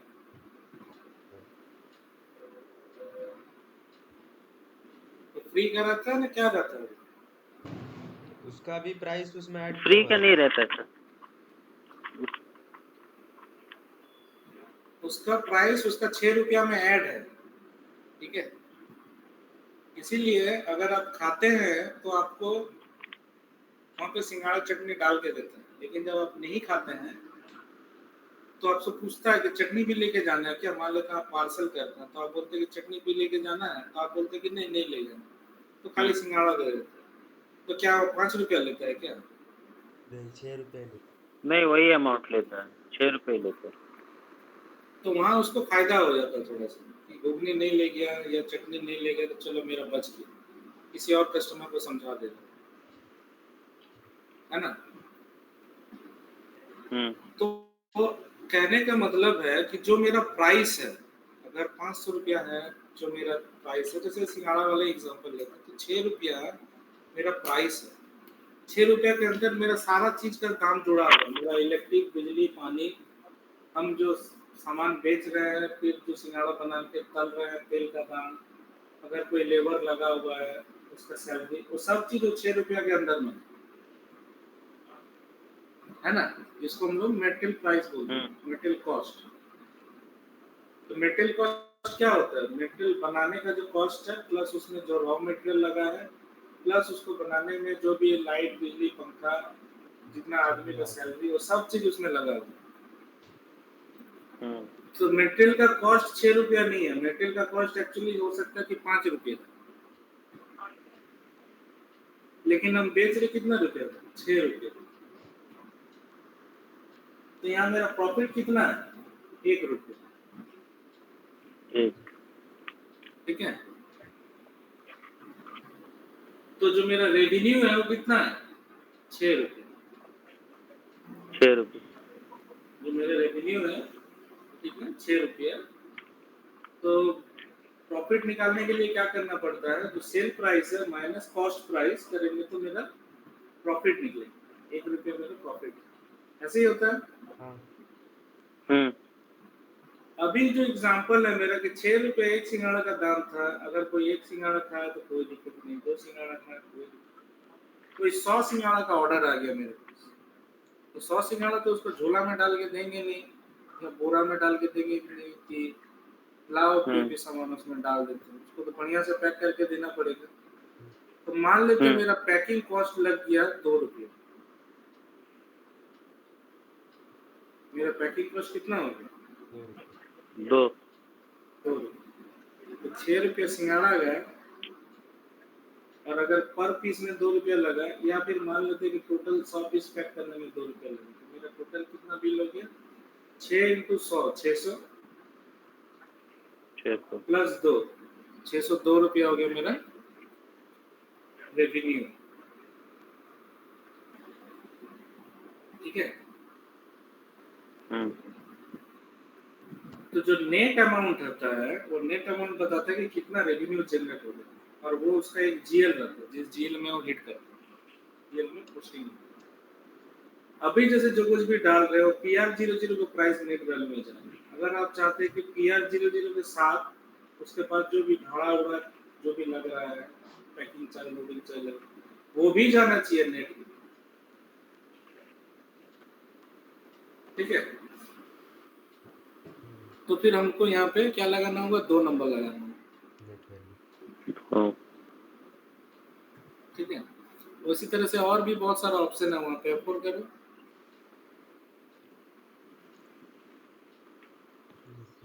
ठीक है। जैसे initial price, percentage variance, profit margin है। प्रॉफिट मार्जिन जो है वही 1 रुपया निकालने का कैलकुलेशन।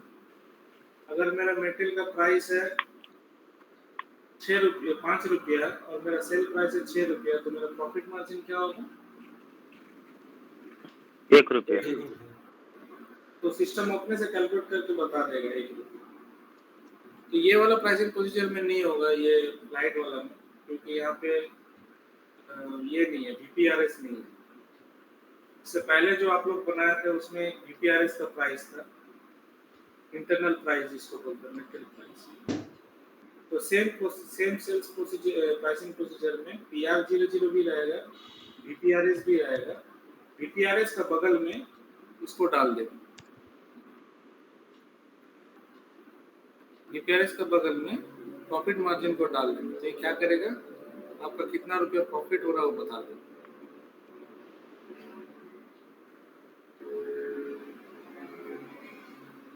और नीचे में एक नया बनाना, प्रॉफिट मार्जिन करके एक टेक्स्ट बनाना, जैसे फाइनल अमाउंट है उसके नीचे में प्रॉफिट मार्जिन बनाना, और प्रॉफिट मार्जिन के बगल में वहाँ डाल देना कितना से कितना, ठीक है। और वहाँ पे कैलकुलेशन टाइप में उसको डाल देना प्रॉफिट मार्जिन। तो ये बताएगा कि कितना रुपया का प्रॉफिट होगा।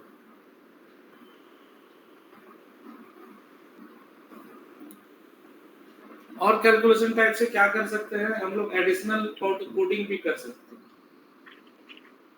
तो इसका यूज क्या है, जैसे माइंस में होता है, ठीक है। जैसे रुंटा में मैंने किया था, फिर जिंदल में भी किया था। तो वहाँ पे क्या होता है, माइंस में क्या फंडा रहता है कि जब खुदाई किया जाता है, माइंस में क्या होता है, जैसे आयरन और कोयला, ये सब क्या है, ये सब नेचुरल चीज है, ठीक है। इसको क्या किया जाता है, बॉम्ब ब्लास्टिंग किया जाता है, तो पहाड़ को तोड़ दिया जाता है बॉम्ब ब्लास्टिंग। पहाड़ को तोड़ने के बाद जो चट्टान निकल के आता है उसको फिर क्रशर में डाल के उसको साइज बाय साइज फिर तोड़ता है। जैसे गिटी मशीन देखे है ना, तो गिटी मशीन जैसे होता है उसी तरह से ये आयरन और मैंगनीज, इस तरह का बहुत सारा जो नेचुरल माइनिंग है वहाँ सब बनाया है। बट उसमें भी क्या है, परसेंटेज रहता है, ठीक है। जैसे बोलता है उड़ीसा और झारखंड में जितना आयरन और का माइंस है उसमें जो लोहा का परसेंटेज है वो सबसे ज्यादा है, तो बहुत फेमस है इधर का जो माइंस है। ऐसा नहीं है कि इंडिया में दूसरे जगह आयरन और का माइंस नहीं है, ठीक है। लेकिन जो Fe का परसेंटेज है, Fe मतलब लोहा का जो परसेंटेज है वो इसमें ज्यादा रहता है इधर का जो माइंस है, ठीक है। तो जब हम बॉम्ब ब्लास्ट करते हैं, जैसे कोई पहाड़ है, मान लेते दलमा पहाड़, ठीक है। अभी दलमा पहाड़ में मेरे को पता चला वहाँ पे क्या मिलने लगा, वहाँ पे लोहा पत्थर मिलने लगा, आयरन में। तो हम जाके वहाँ पे क्या किए, हथौड़ी छेना लेके पहुँच गए, ठीक है, छीनी मार्फत लेके, या फिर वहाँ बॉम्ब ब्लास्टिंग किए, तो वहाँ से मेरे को पत्थर मिल गया। उस पत्थर को हम लैब में टेस्ट किए तो पता चला कि यहाँ पे 75% जो है इस पत्थर में लोहा का परसेंटेज है, और बाकी उसमें और भी अचड़ा कचड़ा है, ठीक है। तो जब कस्टमर के साथ डील किया जाता है तो ये जितना भी आयरन और वगैरह है इसमें मेटेरियल में जो Fe का परसेंटेज है या आयरन का परसेंटेज है उसके बेसिस में पेमेंट फिक्स किया जाता है। अभी तक हम लोग जो भी सामान देख रहे थे वो गोटा गोटी है, ठीक है। कोई किलो में बिक रहा है, कोई पीस में बिक रहा है, कोई मीटर में बिक रहा है, तो वहाँ मेटेरियल का कैरेक्टरिस्टिक्स के ऊपर में बात नहीं हो रहा है। हम आलू खरीदने जाते हैं तो सीधा सीधे बोलते हैं 2 किलो आलू का दाम कितना है, तो बोलते हैं इतना किलो दाम है, 1 किलो का दाम इतना है। कभी हम बोले हैं ये आलू का टेस्ट अगर अच्छा होगा तो हम आपको 10 रुपया किलो के हिसाब से देंगे पैसे। अगर आलू का नहीं सर, टेस्ट खराब होगा तो ऐसे कोई बोलता है? नहीं। कहाँ अरे भी इस होता तरह। है, नया आलू पुराना आलू जब आ जाता है तब होता है।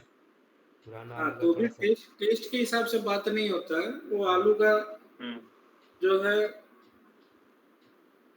किलो के हिसाब से ही होता है, लेकिन किलो के थोड़ा हिसाब सा से बात डिफरेंस होता है। लेकिन अभी कभी ऐसा सुना है कि ये आलू में कार्बोहाइड्रेट इतना है तो इसलिए इसका दाम इतना हाँ, है, इस आलू नहीं। में कार्बोहाइड्रेट नहीं है तो नहीं। इसलिए कम है। या जब सेब खरीदने जाते हैं तो सेब सेब हम लोग क्या देख के खरीदते हैं? सेब मीठा है कि नहीं मीठा। आम खरीदने क्या देखने जाते हम्म, हैं?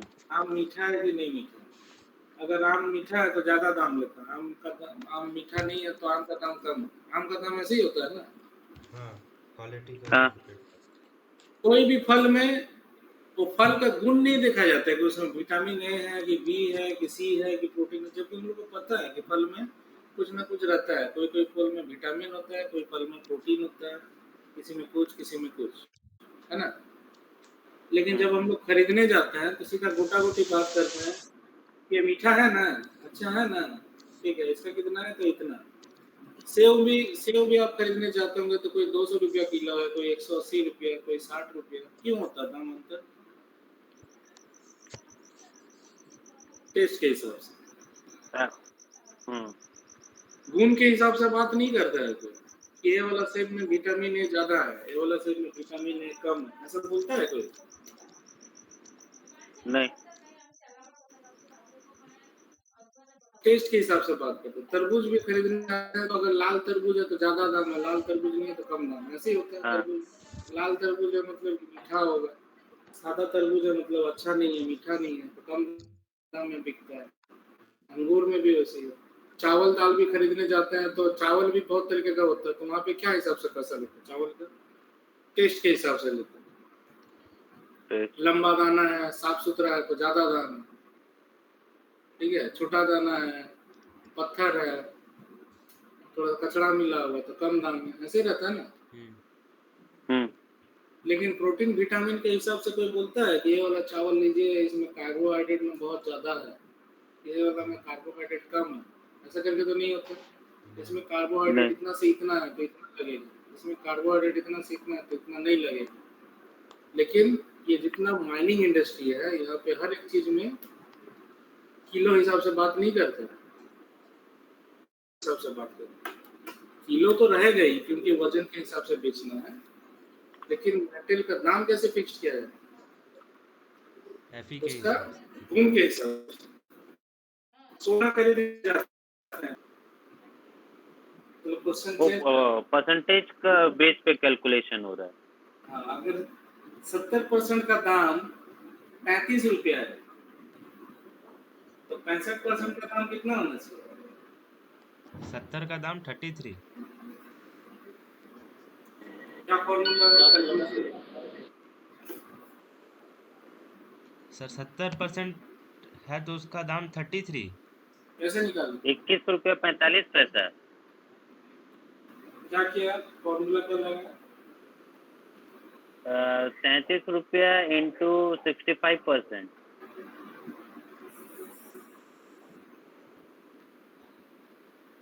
सीधा मल्टीप्लाई कर दीजिए।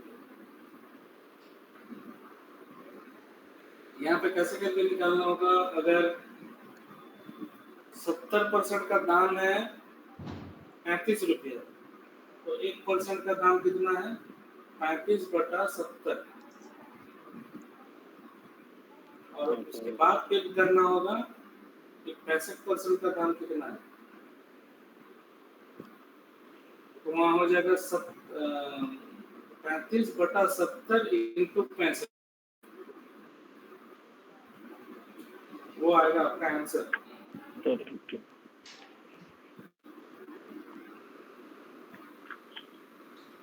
ठीक है, हम्म, क्या होगा सूरज?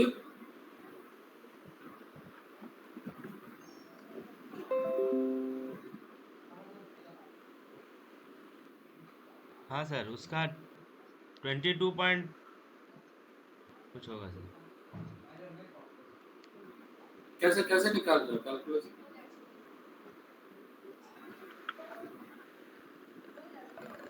हम तो सर उसका फोन में किए, ऐसे ही गुना करके, जैसे राहुल भैया किए थे। लेकिन और अगर 75% आएगा तो कितना होगा?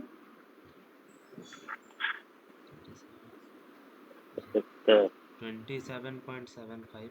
लेकिन सर जैसे आप बोले सर, वैसे ही गुना होगा, लेकिन फोन में है बोल के 27.75 होगा 75%। 35 से ज्यादा होगा। 70% का दाम तो 35 रुपए, 75% का दाम तो 35 से ज्यादा होगा ना।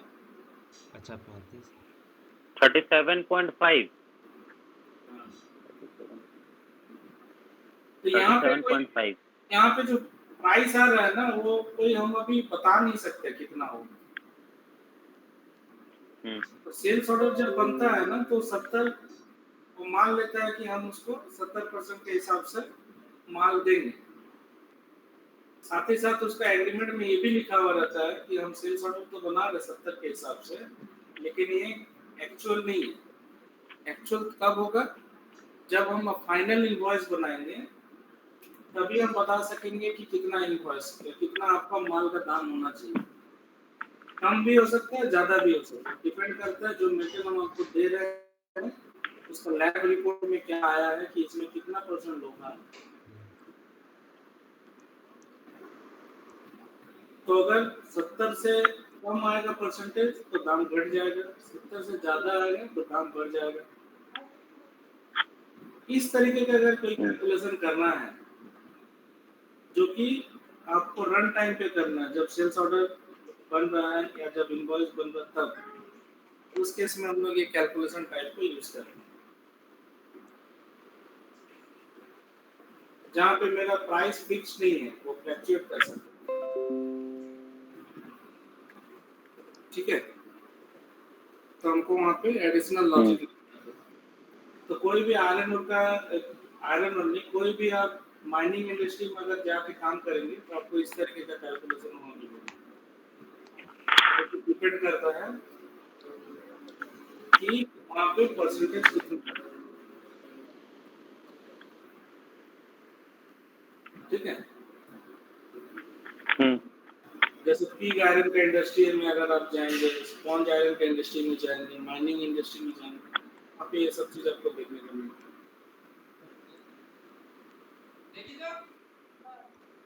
ठीक है, तो आज इतना ही लेना देता है। तो आज क्या क्या देखा हम लोगों ने? सब टोटल, रिक्वायरमेंट, कैलकुलेशन टाइप। सब टोटल का अभी तो हम नहीं दिखा पाएंगे उसका। रिक्वायरमेंट का 24 लगा के आप लोग क्या करिएगा, ऑर्डर बनाइएगा। ऑर्डर में वो नहीं दिखेगा, फिर उसका जब आप बिल बनाइएगा तो बिल में वो कंडीशन दिखने लगेगा। ये हो गया रिक्वायरमेंट का टेस्टिंग। कैलकुलेशन टाइप का टेस्टिंग तो अभी नहीं दिखा सकेंगे, बट वहाँ पे स्टैंडर्ड कुछ कुछ अवेलेबल है, जैसे नेट वैल्यू वाला, और नेट वैल्यू वाला टेस्टिंग आप लोग कर सकते हैं कैलकुलेशन टाइप का यूज। तो रिक्वायरमेंट यूज होता है कोई भी तरह का चेक वैलिडेशन लगाने के लिए, एंड कैलकुलेशन टाइप जो होता है वो आपका, जब हम लोग सेल्स ऑर्डर बनाते हैं, एक बार सेल्स ऑर्डर में जाओ, प्राइसिंग में जाओ, तो यहाँ दो चीज है, दो कॉलम है, एक है अमाउंट, एक है कंडीशन वैल्यू। तो जो कैलकुलेशन टाइप होता है वहां पे अगर आप कुछ भी कोडिंग करेंगे तो वो इम्पैक्ट कहाँ आएगा? अमाउंट वाला फील्ड। जैसे यहाँ पे आप बेस्ट प्राइस डाल रहे हैं कि 3479 समथिंग, ये फिक्स कर दिया है, ये चेंज होगा क्या बाद में? ये फिक्स्ड है, चेंज नहीं होगा। नहीं, चेंज नहीं होगा, ये पर किलोमीटर। पर किलोमीटर के हिसाब से। ठीक है, हाँ। लेकिन अगर आपको अगर आपको अभी जैसे यही वाला एग्जांपल हम लेते हैं, जैसे गाड़ी हम फिक्स करते हैं, यहाँ से कहाँ जाना है, हमको जाना है रांची से कोलकाता जाना है। रांची से कोलकाता जाना है, ठीक है। तो वो बोलता है कि कितना लेगा, तो बोलते हैं कि पर किलोमीटर के हिसाब से 12 रुपया करके लेगा, हम्म, पर किलोमीटर के हिसाब से 12 रुपया करेगा रांची से कोलकाता जाना। अब जहाँ से गाड़ी स्टार्ट हुआ वहां से हम देख लिए किलोमीटर कितना है, और गाड़ी चलने लगा, चक्का घूमने लगा करके, अब जो है कोलकाता ठीक आने से पहले मेरे को कुछ अर्जेंट काम आ गया या समथिंग कुछ हो गया मेरे साथ, तो हम हम्म, बोले कि भाई देखो कोलकाता नहीं जाएंगे, कोलकाता हम नहीं जाएंगे, अभी मेरे को यही पे उतार दो। तो रांची से कोलकाता जाने में मान लेते 600 किलोमीटर लगता है, ठीक है। तो एक्चुअल कितना 600 तो हुआ नहीं, हम तो बीच में उतर गए, कहीं 250 के आसपास में हम उतर गए समथिंग। हाँ, तो मेरा पैसा जो है यहाँ पे जो लगना चाहिए, यहाँ पे जैसे 12 रुपया करके हम जो बात हुआ था, वो हुआ तो 600 किलोमीटर होना चाहिए, 12 रुपया करके लगेगा, लेकिन 600 तो हम गए नहीं, हम तो 250 में उतर गए, तो मेरा जो 12 रुपया के हिसाब से जो रेट है वो घटना चाहिए फिर, हाँ, है ना। हाँ, अब हम क्यों देंगे 12 रुपया करके, हम तो उतना दूर जा ही नहीं रहे। हम्म, तो मेरा यहाँ पे कैलकुलेशन होना चाहिए कि कितना रुपया होना चाहिए, उसके हिसाब से हम पैसा दे देंगे। तो अगर 600 किलोमीटर जाने में मेरे को 12 रुपया लग रहा था, तो 250 किलोमीटर जाने में हो सकता है कि मेरे को 6 रुपये पर किलोमीटर लगेगा। हाँ, तो 6 रुपये पर किलोमीटर के हिसाब से हम 250 किलोमीटर ट्रेवल किए, तो 6 इंटू 250 का जितना पैसा होगा हम उसको दे देंगे। हम 12 के हिसाब से क्यों देंगे पैसा उसको, समझ में आ रहा है। हम्म,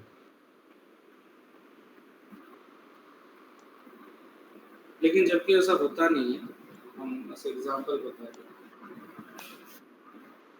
तो रन टाइम पे अगर आपका प्राइस का जो कैलकुलेशन है या फ्रेट का जो कैलकुलेशन है, इस तरह के कोई भी कैलकुलेशन है जो आपको नहीं पता क्या होने वाला है, कोई चीज के बेसिस में कैलकुलेशन होगा या समथिंग, तब हम लोग क्या करते हैं,